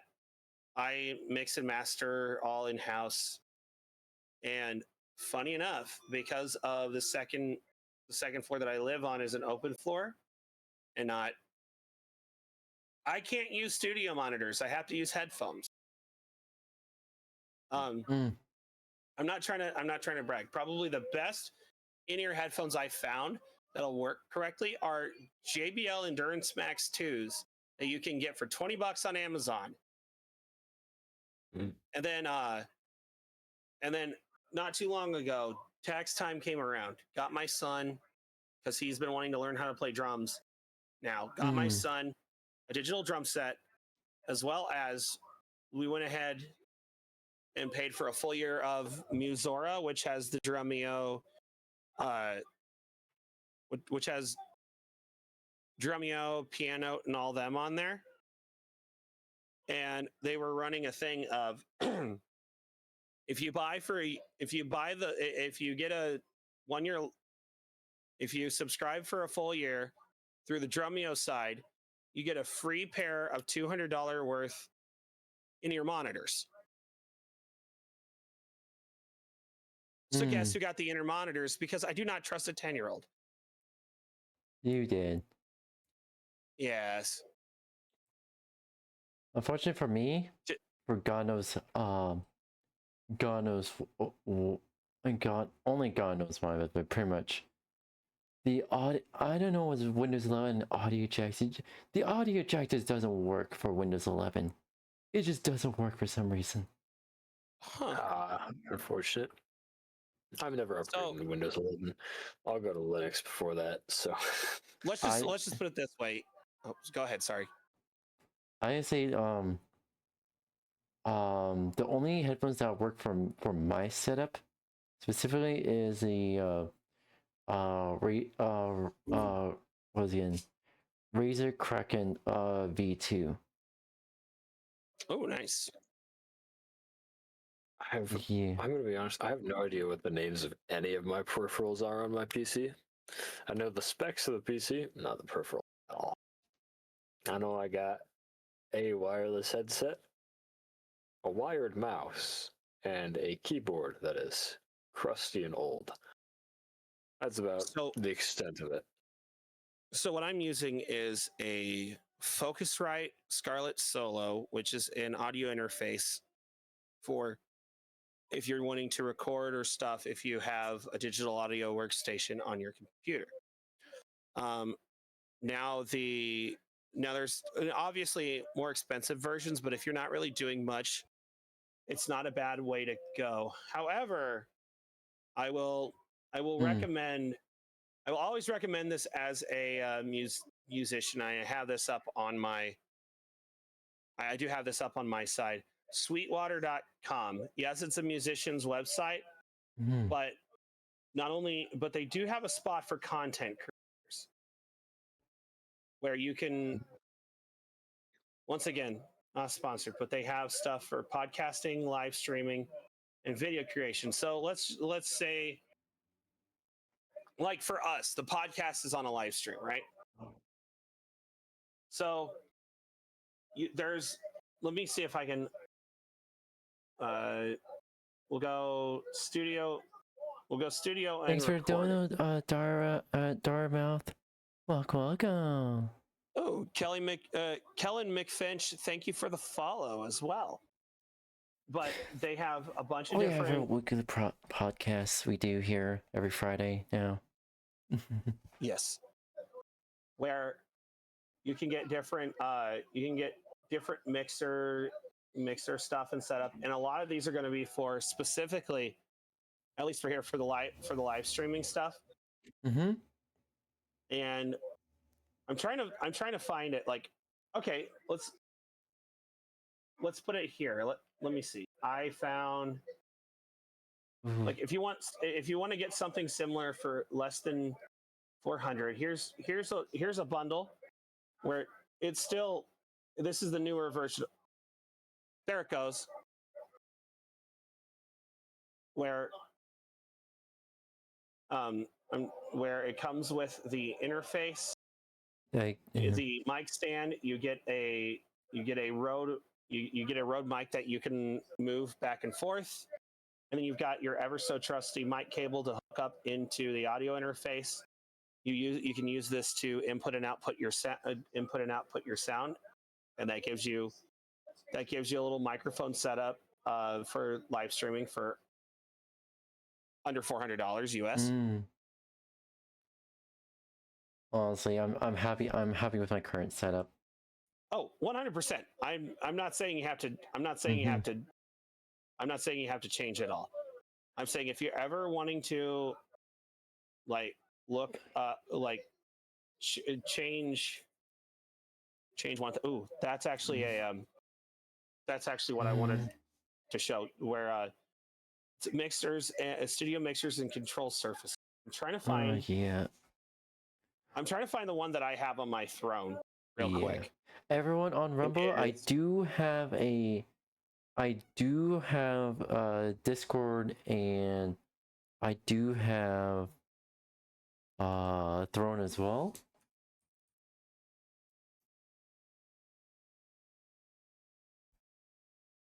Yep. And so this is the one that I've been looking at, is a Mackie DLZ Creator XS Compact 6-channel mixer.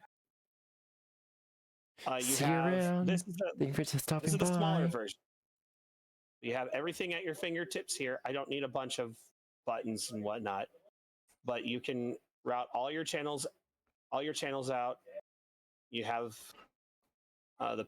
your power. You have the USB-C to hook it up to your computer, and two mic inputs. Let's see, where are they at? Two mic inputs, two 1/4-inch jack inputs for, like, if you're like me, a musician, and you want to put through your guitar, drum set, whatever. Two headphone outs, two monitor speaker outs, and then 5 and then here's the 5 and 6. And I can't remember what that jack is. Down here, this is the USB-C jack to connect to your computer. You can have additional memory in it. I can't remember what the DLZ Creator XS is, but this is what I'm looking at for under 500. It's a small mixer, and to be honest, from what I've seen and read on it, it's more or less what will get me through what I need for, once again, $500. You can always find some good cheap stuff on here. Like, say, one more. I'll do one more. Let's get rid of these filters real quick. All right, so we go back to studio and recording, but you're only looking for a microphone. Let's just say you're only looking for a mic. So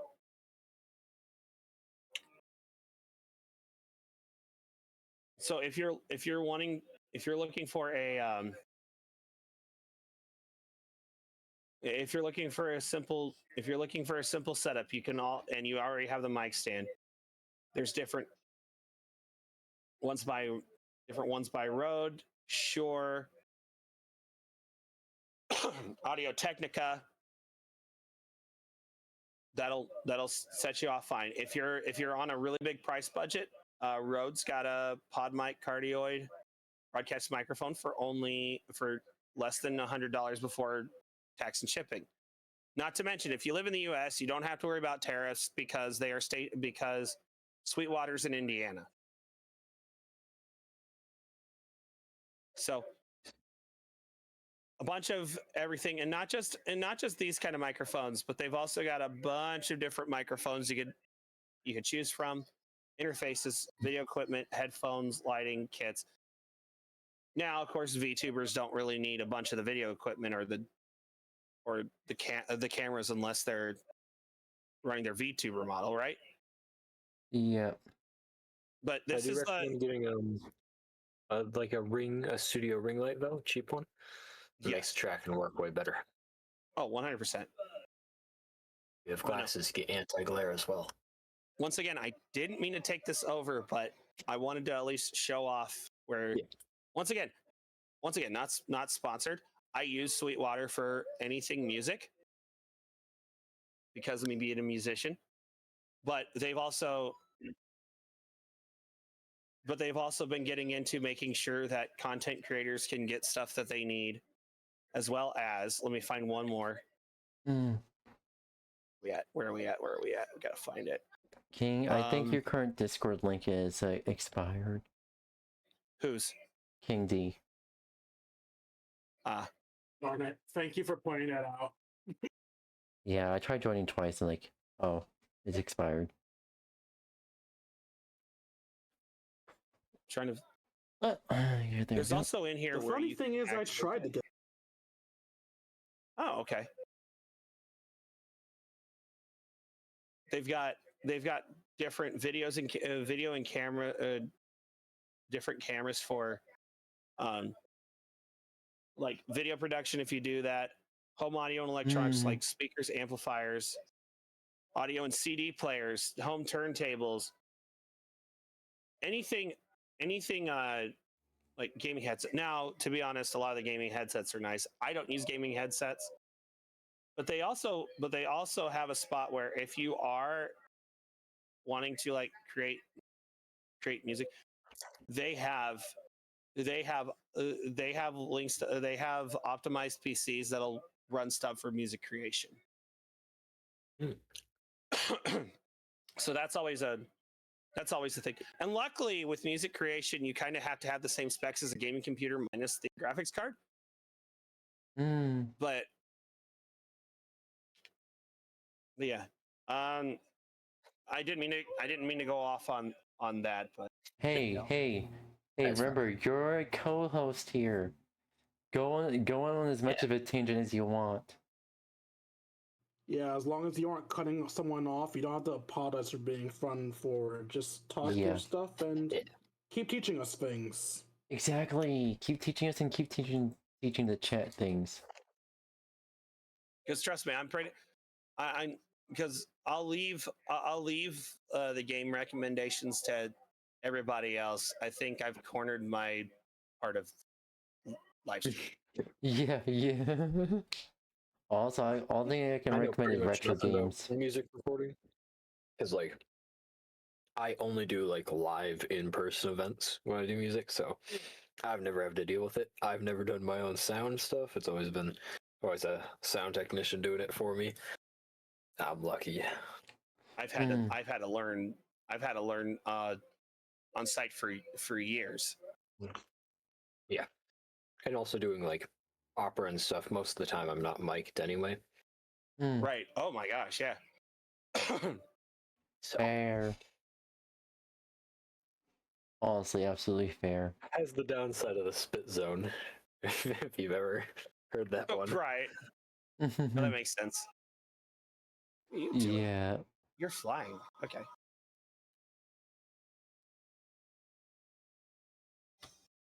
But yeah, no. I would recommend. Yeah. Now, obviously, you don't have to go there for everything. If you've got a specific, if you know exactly what you're getting for your computer PC, that's fine. Obviously, stick with that.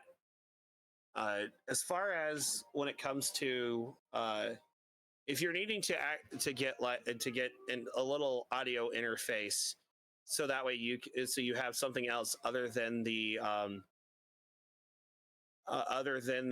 sound interface in your computer. By the way, my headphone jack is out in my computer, so I do have to resort to using an audio interface. So yeah, no, this works very well. The Solo is used for my for this and everything with my laptop. I have a Scarlett 2i2, which works a little differently for my music keyboard rigs, which also my laptop runs because I use it all live. Fair.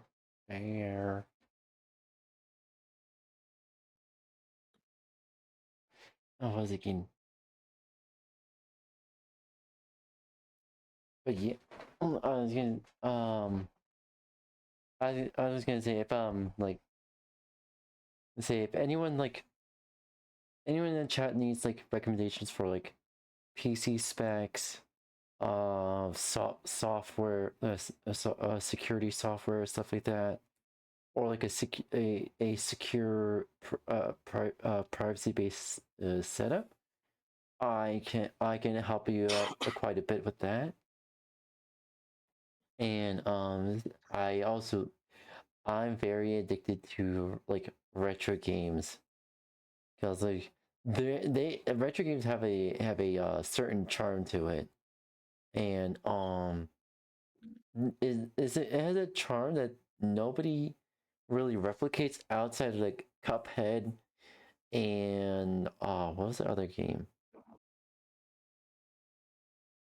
Cuphead, Undertale, and Hollow Knight.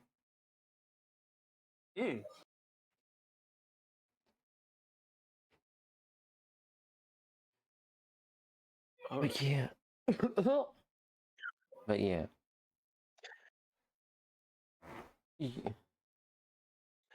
Speaking of Hollow Knight, a few years ago, my younger brother was like, this is way off topic. My younger brother was trying so hard to set like some sort of, I don't even remember what occurred in a challenge. Again, this is a super off topic, but I remember the look on his face because I was there when I saw it. He was one hit away from setting a record, and he died. Oh no. Yeah, he was counting his damage because it was like some sort of speed thing. I don't know, but fair. it was kind of funny, but also he hasn't really played much since, so a little bit less funny in hindsight. You shouldn't really give up. One of these days, I'm going to go on a speedrunning site looking for a game where no one speedruns it, so I can just have the record by default.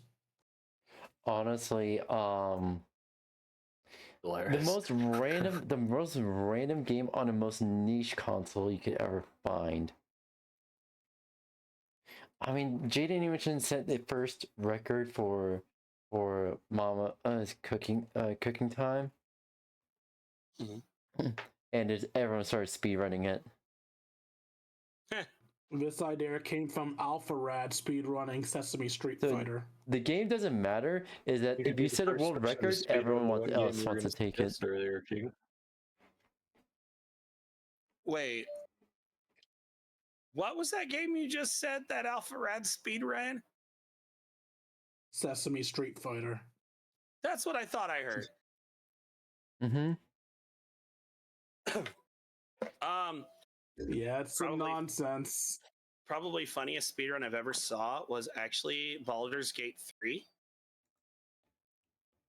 Ooh. Speedrun the speed any percent is under 5 minutes. Nice. I don't know More why or I ever less. opened the Steam new and trending section. This is a mistake. I was just looking for like obscure games that could be theoretically speedran, and I mean, you guys know what this section's filled with. So more or less, what happens is at some point you kill Shadowheart, you stuff her in a crate or a box in a specific part of the game. You somehow physics abuse to where it launches Shadowheart's dead body into the third act into the final cutscene, and because of triggering the final cutscene, the game is done. Ooh. I'm about to give a very unpopular opinion. I can't appreciate speedruns where you get the speedrun by glitching things out. The way I see it, the most true speedruns are ones where you're actually playing the game. Agreed. I think probably one of my favorites is Spyro Reignited Trilogy 330. Is it 337%? Whatever the max percent is, where you complete all 3 of the games off the Reignited Trilogy. Ooh, fair. And most speedrunners do it in the order of 2, 3, 1. Honestly, yeah.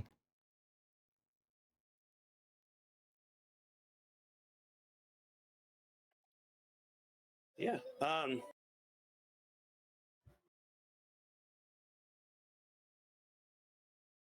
never heard of them for the King speedruns. They might exist. I can imagine so. Yeah, I feel like it's a popular enough game to have speedruns because it also has a sequel. A sequel that I will one day buy when I have money. Hint, hint, nudge, nudge, donate to me, I'm poor. Wink, wink, nudge, nudge. Exactly. You know what I mean? One quick nudge, nudge. That's a coin to your Witcher. More or Mhm. less. Fair, fair.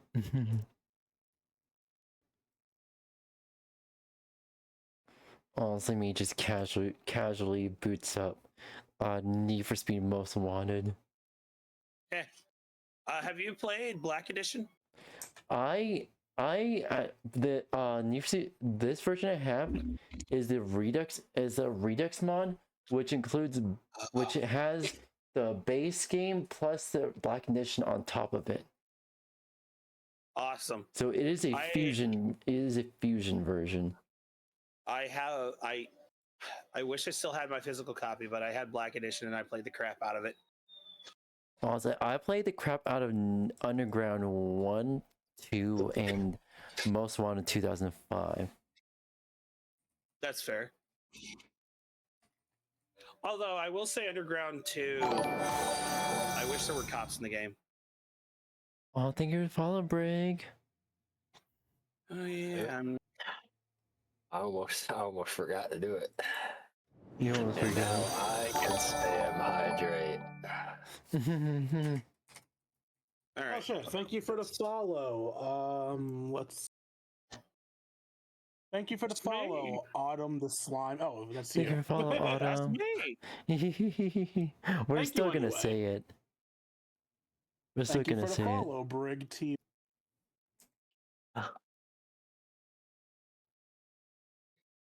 Yeah. Yes, take him to the Brig TV. Oh, I just remembered. I was playing Sea of Thieves. People wouldn't Thieves. stop mentioning how they were going to enter the brig. Nice. My friends, every time I did something wrong, they're like, "All right, I'm going in the brig." Guys, you have to. They would say that they're going in the, and I was like, "Guys, you gotta be careful with the phrasing." Did you get to play Yep. the Monkey Island stuff on Sea of Thieves? I did not. It's so good. I'm glad I have all the Monkey Island games. My favorite thing is the insult sword fighting,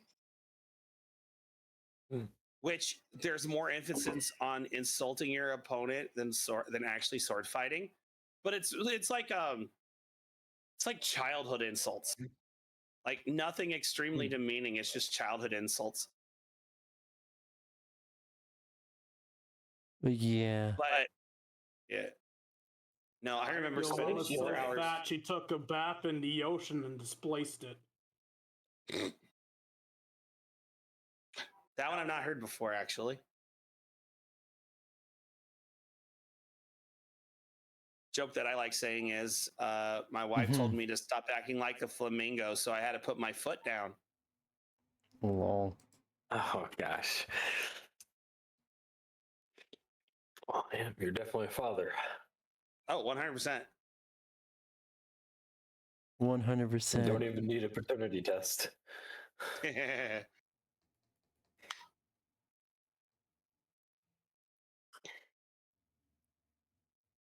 Right.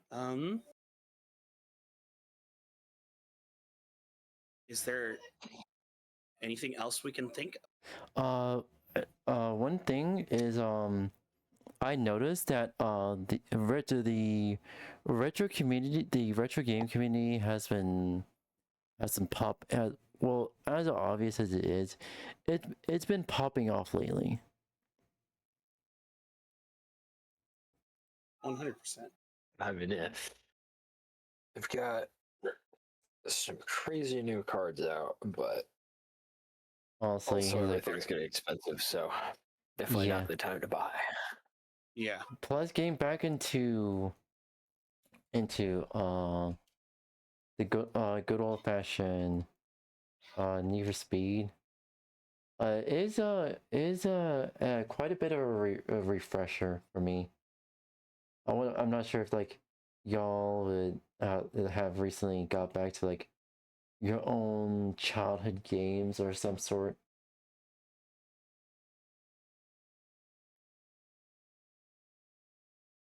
Does that pause a chance to talk about our old childhood games? Because recently I got a random nostalgic kick for like the most niche fucking game ever that no one has heard of. Oh, what is it? Alright, it's actually a game compilation called After Dark Games. Basically, After Dark was an old company that made screensavers. Yes, there were companies that made screensavers, youngins, and they made a game set based on their screensavers that I used to play as a kid. There were quite a few. The one that stood out to me most was Roger Dodger, a very simplistic graphical game where you were controlling a little green dot. I always assumed he was like an astronaut or something based on the name. You had to like collect these little green circles and stuff before leaving the exit portal, while red obtuse shapes chase you down and try to end your life.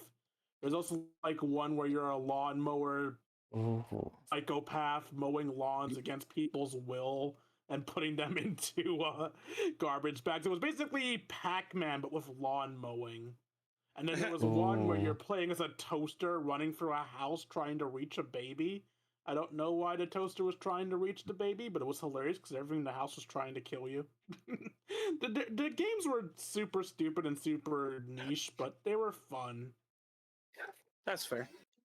Yeah, as for older games, I remember playing a little bit of Dwarf Fortress, like the ASCII art version, not the full art version that's on Steam now. But I mean, my big gaming stuff has last 10 years. I did play Minecraft beta. Same. Oh. Not the only one who played Minecraft beta. 6 was always my favorite. But Okay. I gotta quickly take dogs out. Ooh. Fair. Have a nice walk. Don't die. How did I talk? Don't I will- die. I'll still have my.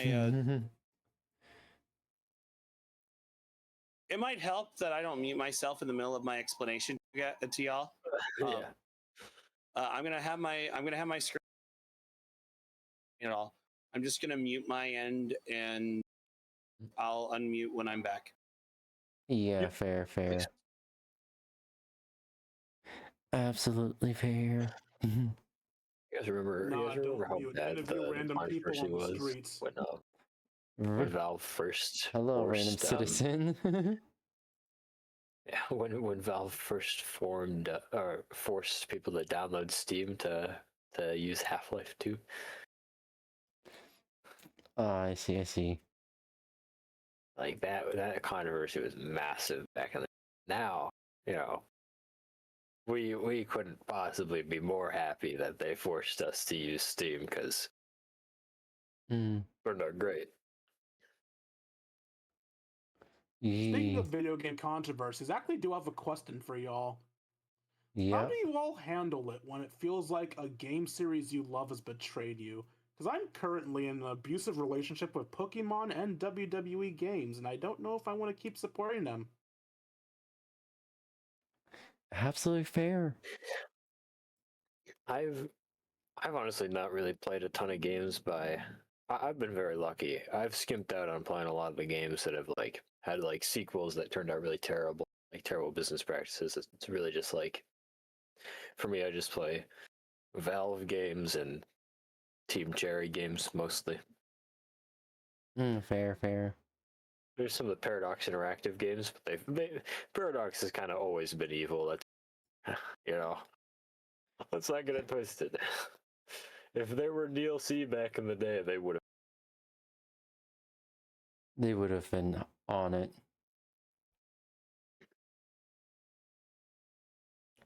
But yeah, I do get what you mean.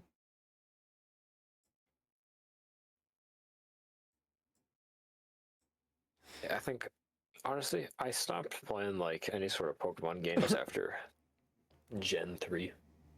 I don't even have I've never even played the color version of Gen 3. So Yeah, I find myself if just it's possible to put down the Game Boy, you know, I definitely say Pokemon probably isn't the right game anymore. Actually. Fair. Unlike most people, I actually continued to love Pokemon for quite a while. I never truly got bored of a Pokemon game until we reached Legends ZA. I don't know what's up with Legends ZA, but once we reached Legends ZA, I got so bored that for the first time ever, I just stopped playing a Pokemon game. I'm also just pissed at Nintendo in general with how they started off the Switch 2 and with the whole large controversy. Nintendo's starting to show off that they're evil and don't give a damn, and I'm not happy about that. I'm not I still happy. haven't bought a Switch 2 because of this. Yeah, I haven't even bought a Switch 1 until I know that they're killing the Switch 1. And probably what they're gonna do when they kill the Switch 1 is that they're gonna delist it. They're gonna delist it off of every storefront.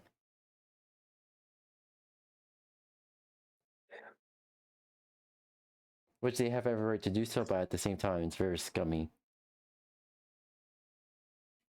So by the way, just gonna bring this up. I will unfortunately have to go soon because I do still have some projects I need to finish up.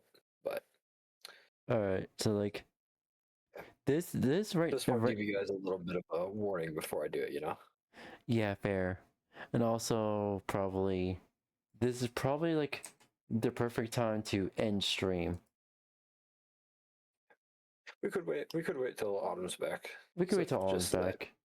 Just saying, but yeah, we could wait till Autumn's back.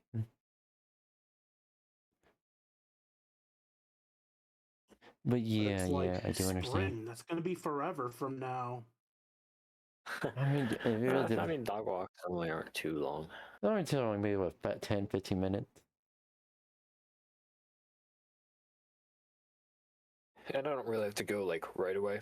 I was giving you guys like just the warning is like probably at about 8:30 I'll be popping off because I've been trying to run servers for I play with a group on Minecraft, and I've been trying to run servers for a while, and everything I do laggier and laggier, so I do have to hunker Ooh. down today to actually fix that because it's been we have like a Linux setup and everything I've been set up because he does a lot of network with computers, and he's better at that stuff than I am.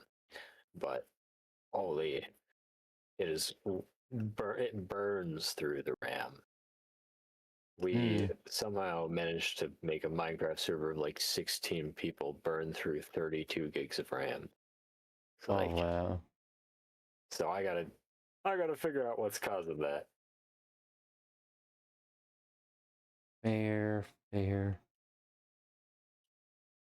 I think it's like memory leaks and stuff like that, but I don't. I'm not a computer scientist or anything.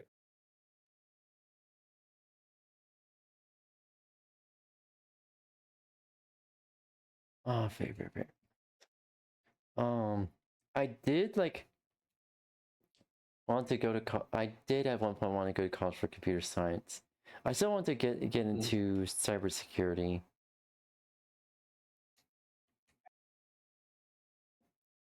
Yeah, I'm currently just trying to get through all the college gen ed stuff, and because I can't do full time right now because I go to a trade school at the same time, so I see. it's a little bit of a hassle, especially because 6 years ago or something, I failed an HTML course or something through college. And, like, didn't go on my record very much. Or it's not too visible on my record, luckily, but I definitely want to take it a little slower. Yeah, I do understand. I've been more going towards the self-taught route. Yeah. Not only is it cheapest, but also I'm able to learn at my own pace and in my own way. Yeah.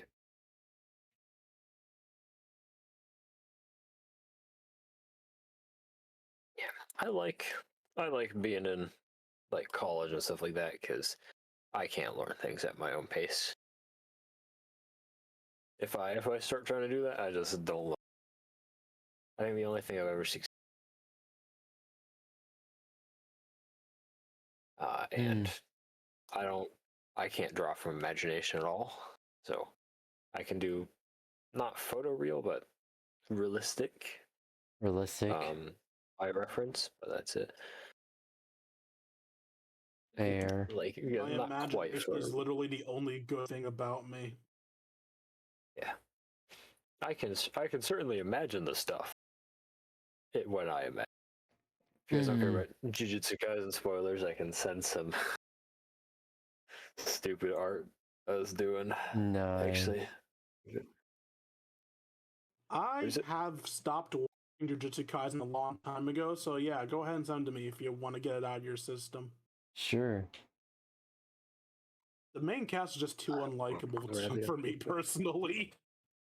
No, Toto is our. Hear that? I watched Kaiju number 8. So, Brandy, you said you didn't care about the spoilers either? I really don't care about stories. I don't watch that. You know what I mean? Alright. I couldn't watch after the first episode.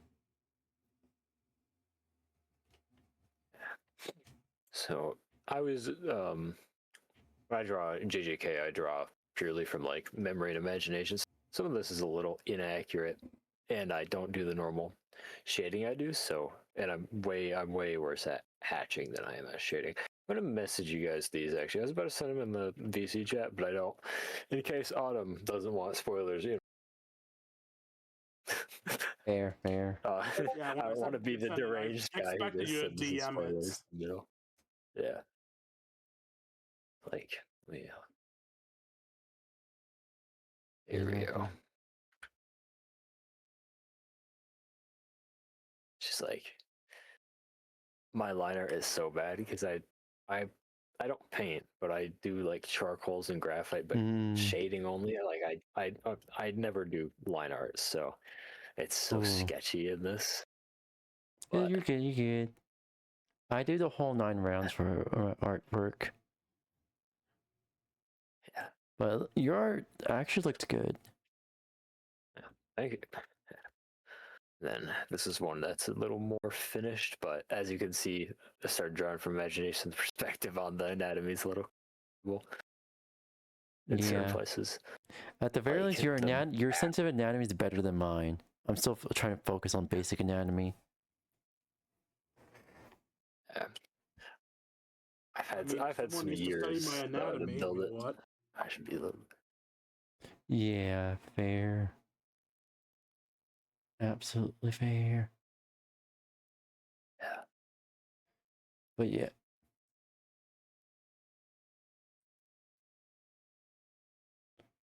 All right.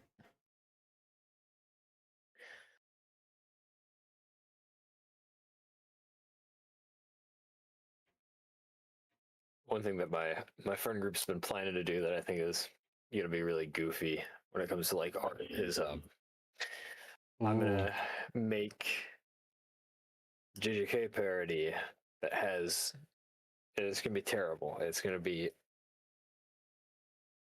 neuter the ending and then just jam us into it. And then one of the guys wants to learn how to do manga edit. So what he was gonna do is he was animated manga edits where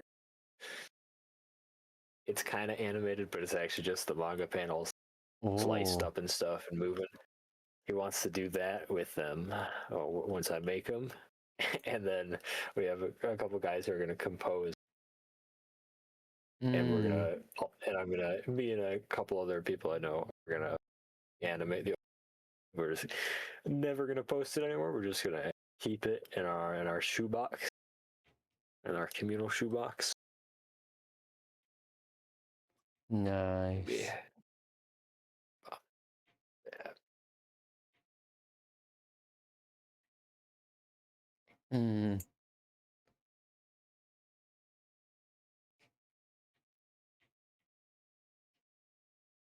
So, do we have any Invincible fans in the chat?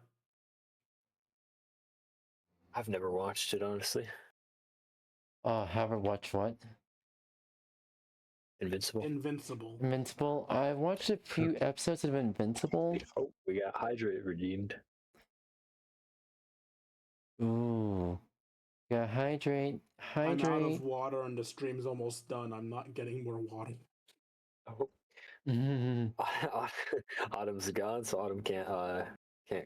Yeah, so somebody doing call me a nerd thing. Autumn's gone, so Autumn. We gotta beat him up over that one. You know. Hey, Tenko. Can't cut him any slack. Don't worry, Tenko. You'll always be our. Yeah, I'm getting banned. Yeah.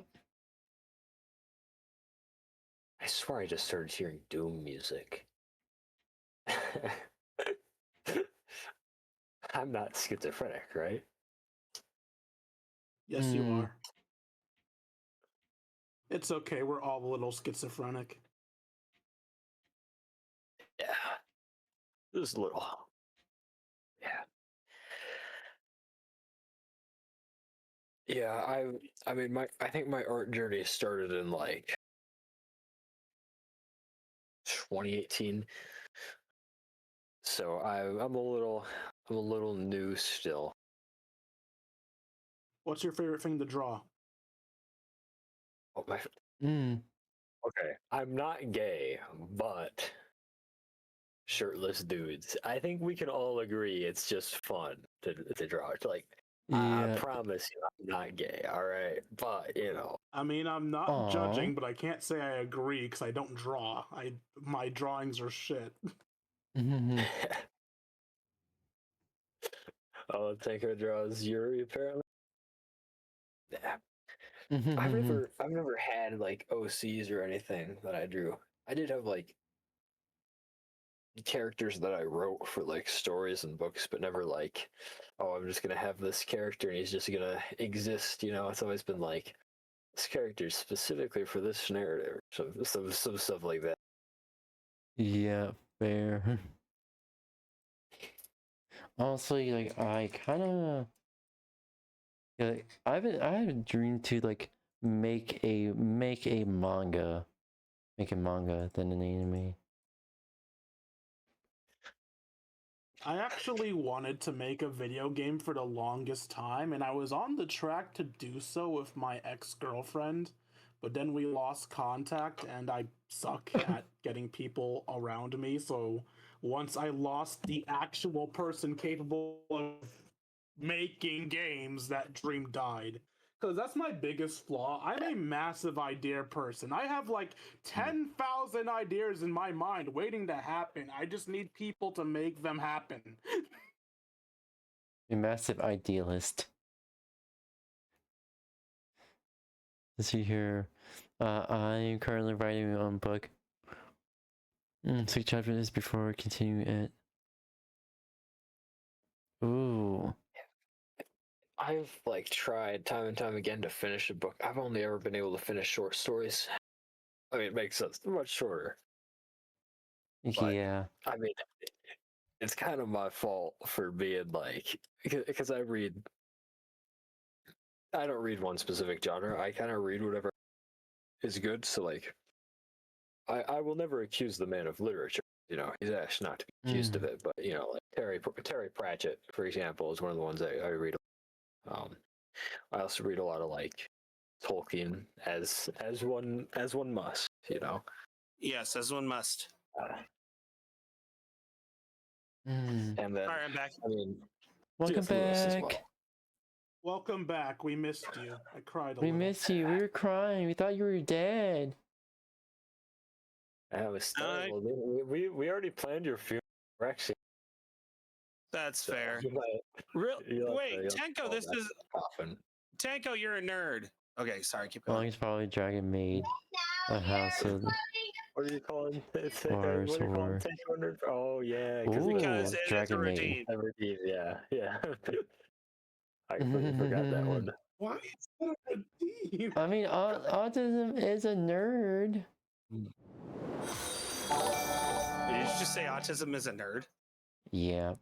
That's what I figured. Stewie, you're a nerd. Follow Tango Berry. Thank you, Tanko, for following you. Welcome. How are I don't know you? how. Oh, Berry Tanko followed me as well. follows you. Thank you for the follow, Tanko. I've like never read manga except for 𝙂𝙚𝙣𝙚𝙧𝙖𝙀𝙀. I've not read Dragon Maid at all. I tried watching the anime. I couldn't. I just couldn't. You just Was couldn't. not for me. Fair. The only manga I've read was Naruto, and that was during high school. Keep in mind that was When it was pre-2010. coming out. Oh Yep. no. You're absolutely fair. I remember So I prefer experiencing watching the anime to reading seasons of manga. filler as they were coming. Oh, that was so bad. Oh, Way the yeah. House Husband? Completely. Way of the House Husband the is Naruto goated. one. Yeah. The Oh. Naruto filler was so terrible. Honestly, like Yeah, the anime filler better. habit of like quite a back bit. in the 2010s, the 4 kids, shit like that. and especially Cartoon Network.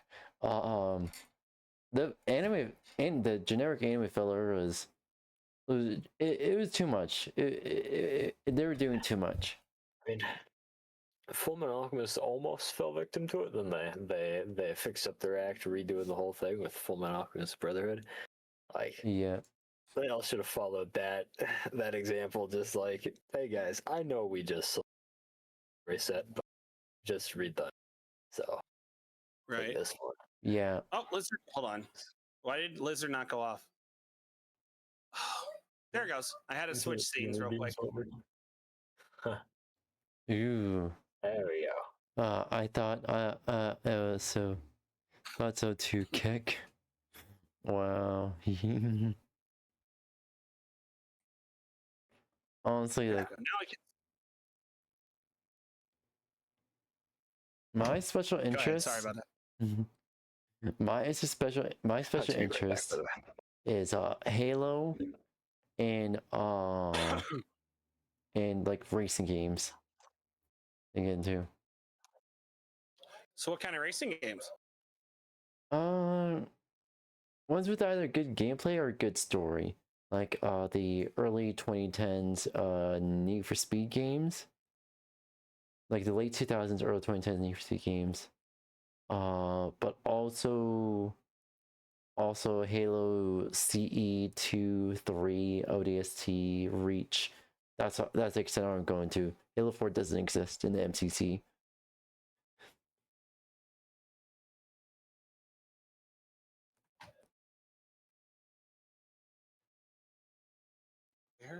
But it duck There it has is. my name for some reason.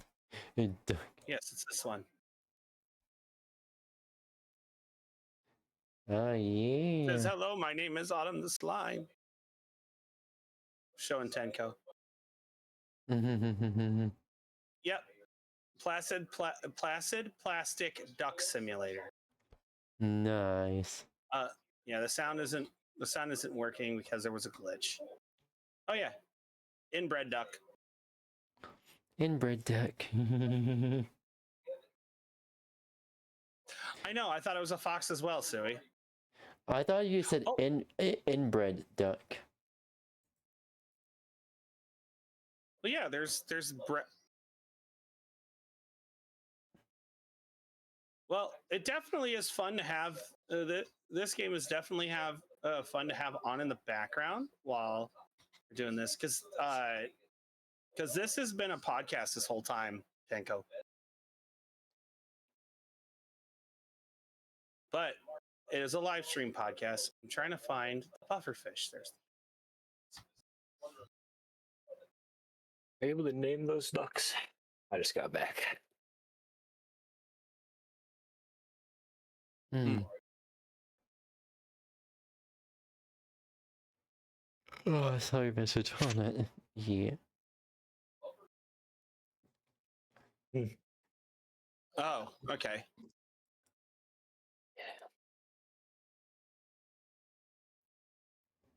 But yeah. There it is. Good touch. Thank you, Brig, for the hydrate. Of course. Gotta make sure the homeboys are drinking up their water. Exactly. And the gender fluids got to Maybe keep their I'll fluid. spike the hydrates and take a shot every time it happens. Oh no! Don't do that. No, only You for take a the shot everybody every time I hydrate. would dehydrate. Oh, you'll be cooked. You're gonna end up in the You'll hospital. be fried. Yes, I got to keep it moist. You're correct, Suey. I will make sure of it. Well, let's put it this way. During the stream, it was either going to be this or Coconut Simulator.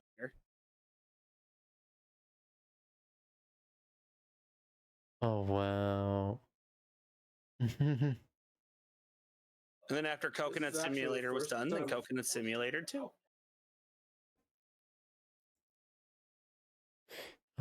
Fair.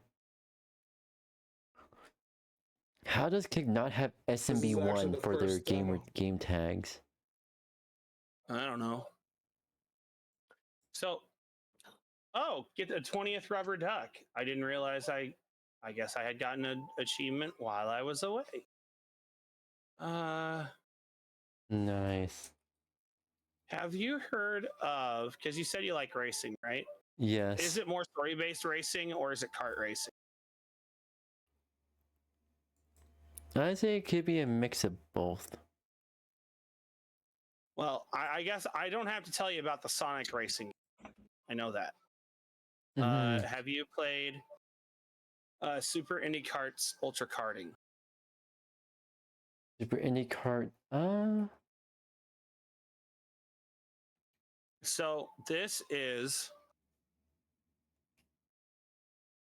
done. Hold on, we're gonna pause this for a second. So it's in early access still. It's a retro 90s style karting game, a large curation of indie game karts and game themed racetracks in both the 16-bit flat super style and the 64-bit low poly ultra style. Time trials, Grand Prix, split screen GP, quick race, mission mania, and a few battle modes. There's plenty of ways to tackle the tracks. We get stuff from Burrito Bison Launch to Libre, ToeJam and Earl, Back in the Groove, Runbow, Mutant Muds, 2064, Cannabalt, Tesla Grad, Nightmare Tower Inc., Duck Game, Freedom Planet, and Crosscode, not to mention more stuff. They are Fair. okay. So indies so far, and here's all of them: Nitro Land, Mission and Snow Driftland, Clive and Wrench, ToeJam and Earl, Back in the Group, Burrito Bison, Mutant Muds, Rumbo, Freedom Planet, Tesla Grad, Fist of Awesome, Read Only Memories, 2064, Cannibal Duck Game, Toto Temple Deluxe, Nightmare Tower, Aegis Defenders, Shutshimi, Toto Temple Deluxe, yeah. Crosscode, Guacamole, and a lot more. There's more than 48 classes, 4 different speed modes, mirror mode, and a bunch of other stuff. It is actually fun to play. I mean, I'm having the I'm having one of the videos play so you see what it looks like. It's a mix between 16 and the 64. It's between the flat 16 and the low poly on purpose 64 graphics, and it looks amazing.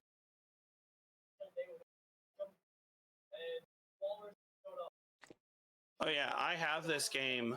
I've had this game for I've had this game for a few years. I do recommend it if you love kart racing. It's just the only thing is trying to find people to play with is the big thing. Oh, the mouth popping went off. I heard it, and it's going to keep going off until I switch over to here.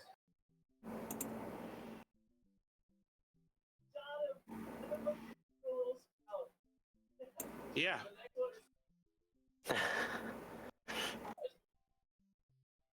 So what is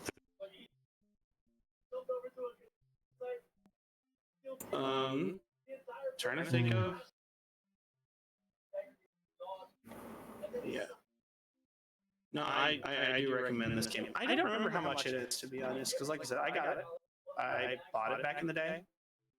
It is $20. Keep that in mind.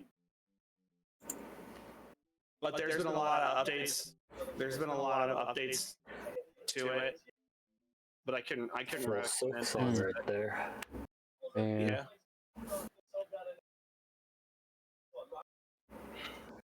And One-Legged Seagull has been putting in so much effort in that game.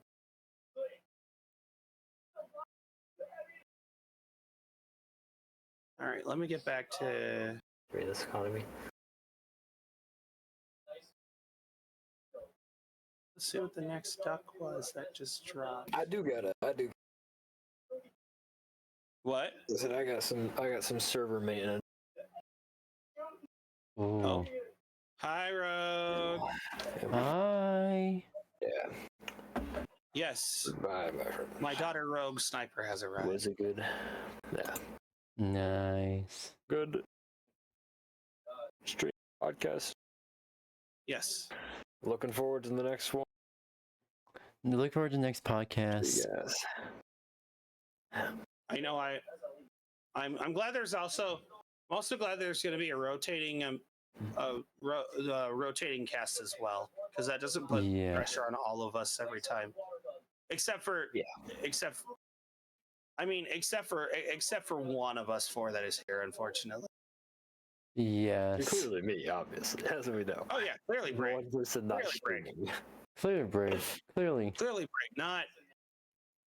There's no way Brandy has all this pressure now. I think it's Brig. You're right.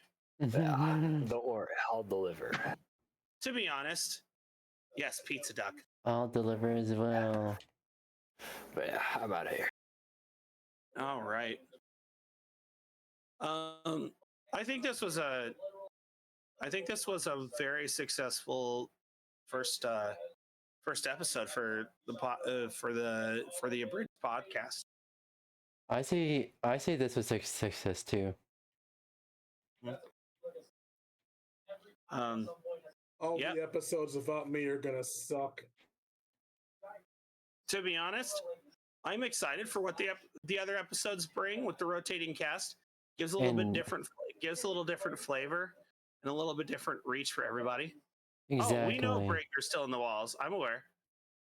We know you're still in the walls. Also, yes, good. Since now your name is in the chat, I can click that follow button. There we go. But yes, everybody who's usually here for my stuff that don't know them, we have Brig TV who just left, King D353 who has the Fox picture over there, and then we've also got Brandy Blitz, the wonderful Android cat girl who set this whole thing up. Yeah, the purpose of me setting up is that I want to just bring other small VTubers into the light. Thank you for more Lizard. I gotta switch over to this, otherwise it's not gonna work. Yeah, I gotta switch scene. I gotta switch into a scene that actually has it, otherwise. But yeah, but yes, please go follow them three, and in the weeks to come. So the podcast is going to happen every Friday around the same time, but it's not going to be exactly the same cast of people every time. Yeah, exactly. It's going to be different. I was thankful that. Go ahead. It's going to be different hosts every time. Go ahead. Oh, 100%. I was glad that I was chosen to be in the first episode, so thank you for that. I'm definitely going to be bringing more of the audio and music side to everything. So I'm very glad I get to do that. I'm glad you're here. Thank you. And I'll try to bring more of the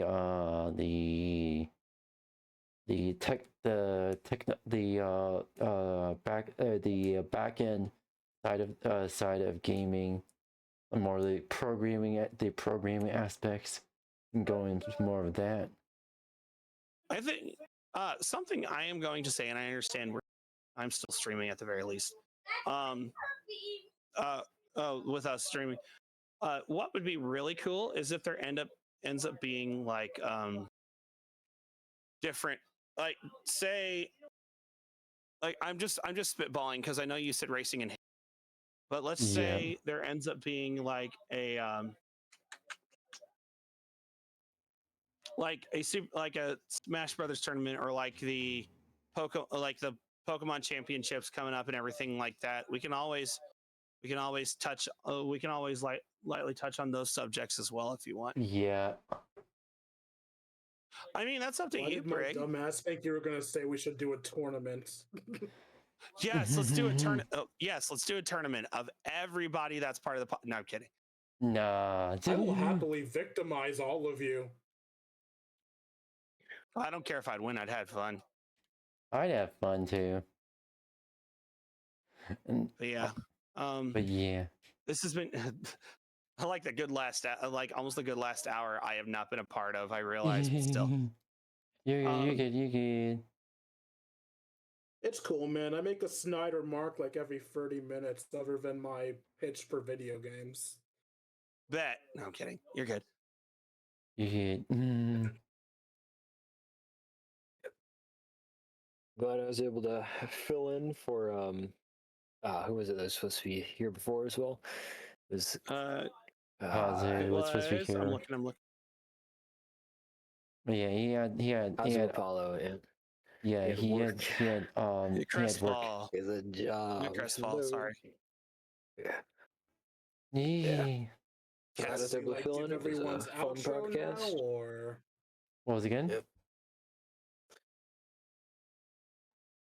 But yeah, I asked, do we give everyone's outro now, or yeah, I'm gonna do my outro first. Like, all right. I just want to say thank you everyone for joining today's stream. My name is Brandon Blitz. I'm a variety streamer. I stream lots of video games, chess, and anime, as well as I draw art, and hopefully I'll be doing 3D modeling for everyone here. Oh. And who wants to go next? Autumn, you want to go next? Sure. Thank you everybody for joining, popping in, popping out when you can. For all of those who have lurked and had to leave and been here momentarily just to say hi. Thank you everyone for popping in for this first episode. I hope the podcast can keep going for a long while, and I hope we have. I hope as well that the rotating cast also has a good time. Also has a good time, and everybody meshes personality wise together. Because otherwise, it's not going to work. And we want this podcast to work. And thank you. Yeah, we want this podcast to work, and we want to make sure like everyone is included. Also, go ahead. Go ahead. I was gonna say, so I know it was said earlier in the podcast, but where can we find? What socials can we find you at, Brandy? I do have my socials command. Socials. There we go. Yeah, I do have my social command here. You can go to that. You can go to that link right there, and go ahead and follow Brandy on all those socials. She has linked over. It is she, her, right? Yeah, she, her. All the links that she has, you can follow her on socials and everything like that. I'm going to go ahead and while I'm at it, I'm going to click on that to make sure I have a link to that, so I can do that later. Brig. Let's. For me, now I've had my social because I've still been too lazy to fix my Streamlabs chat bot for the stuff to go off automatically. I pinned my link tree. I pinned my link tree at the top of my chat for people to go to my socials that way. That also includes if you want to join the Discord, everything like that should have Twitter, Blue Sky, all those socials. I don't expect anyone to follow. It is appreciated. I'm just glad I get to hang out with people. I'm glad to get to hang out with people too. Brig, is your turn? I'm definitely willing to speak. King might want to speak first, though. I see. King. Time for my outro? All right, then. I hope you guys enjoyed watching me stream and or invade your stream as much as I enjoyed making it for you all. If you enjoyed and want to see more of my content, you can find me at youtube.com/KingD353. Again, that's youtube.com/KingD353. When I'm not re-uploading streams, I'm uploading episodes of Yu-Gi-Oh! Legacy of the Duelist or Pokemon Academy Life Forever. Or whatever random shorts I want to do, really. If you feel I deserve it, you can donate to me at buymeacoffee.com/KingD353. Again, that's buymeacoffee.com/KingD353. Every donation Appreciated. For as little as $1 a month, you can help support channels. I'm sure I get to eat food. Thank you, whoever followed, but I'm kind of in the zone of my outro. If you want more control over donations, you can instead donate to me at throne.com/KingD353. Throne revolves less around monetary donations and more around gift donations. Rather than giving me money to get something, you can just straight up give me the item you want me to have, be it equipment for my channel, food for Yeah. my mouth hole, or something to troll me with. Send me a bomb for being the most awkward podcast host ever. It's your call. Finally, if you want to join our personal Discord, you can I will be do doing that. Once you're there, be able to chat, play video games, share memes, and have yourselves a grand old time. Like, comment, subscribe, see all you beautiful people later. Deuces, Kingdom. Don't worry, King. There will be a pipe bomb in your mailbox. Oh god, oh god. I do have like 3 ways to Looking forward to it. donate. So let me do that quickly. Yeah, those are the 3 ways to donate. I also have it in my socials link as well. The purpose of yeah, this is only to like not only be able to fund what I'm able to do here, but also like in the future I want to actually like hire a team to help me out to like get more done and stuff like that. And we do have like as for our sound alerts, go ham and wild with it. I made sure to cherry pick the most absurd, lewd, and chaotic soundboards.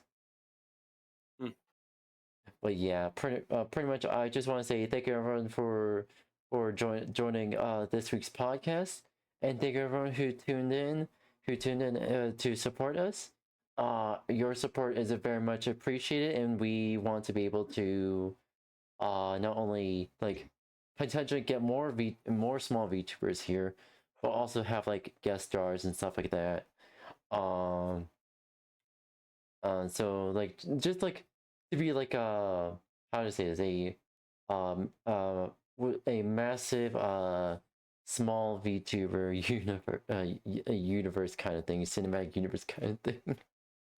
But yeah, that being said, Rig.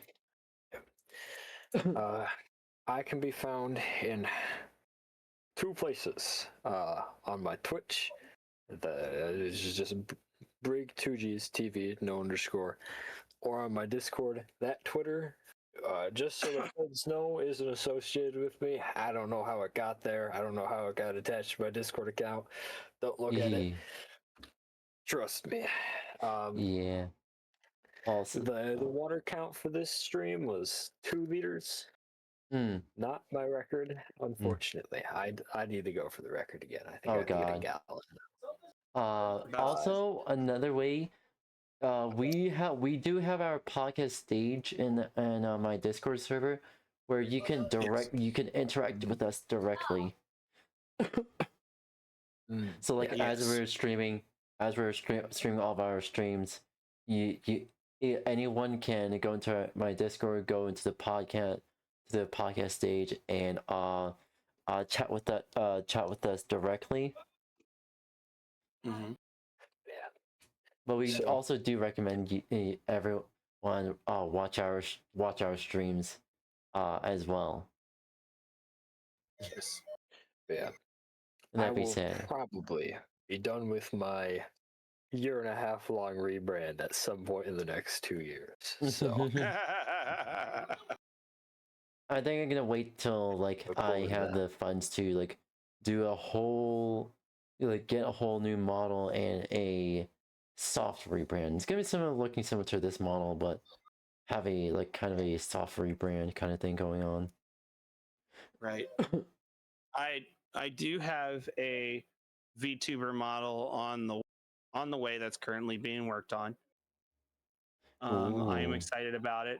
The amount of, I hate to say this because of circumstances and whatever, the amount of PNG, 2D and 3D models I have went through is bonkers. But finally I can have one that should not should not cause me any problems depending on who. But yeah. It's okay. Mhm. Yeah, just as again, just reiterate, thank you for everyone who joined this week's podcast, and thank you everyone who tuned in to this week's podcast to support us. Your support is much appreciated, and we all hope to see you tune back in for next week's podcast. That being said, it's now going to be the end of the stream. Oh, keep in mind, for finding out. Now, I understand we're ending stream. I just want to ask this right now. Yep. Is there going to be a public announcement going out each week when we find out who the co-hosts are for each for that next upcoming podcast? Yep. No, I will put on my Discord server. I will put on I will put up the announcements for my server for like this week's host, what the topic is going to be, so everyone will know what to expect. All right. And also thank you, Foxboy. We appreciate that, and we're happy to pretty much like entertain everyone here. That we said, we gotta get going now. Bye bye, Matane. Peace out.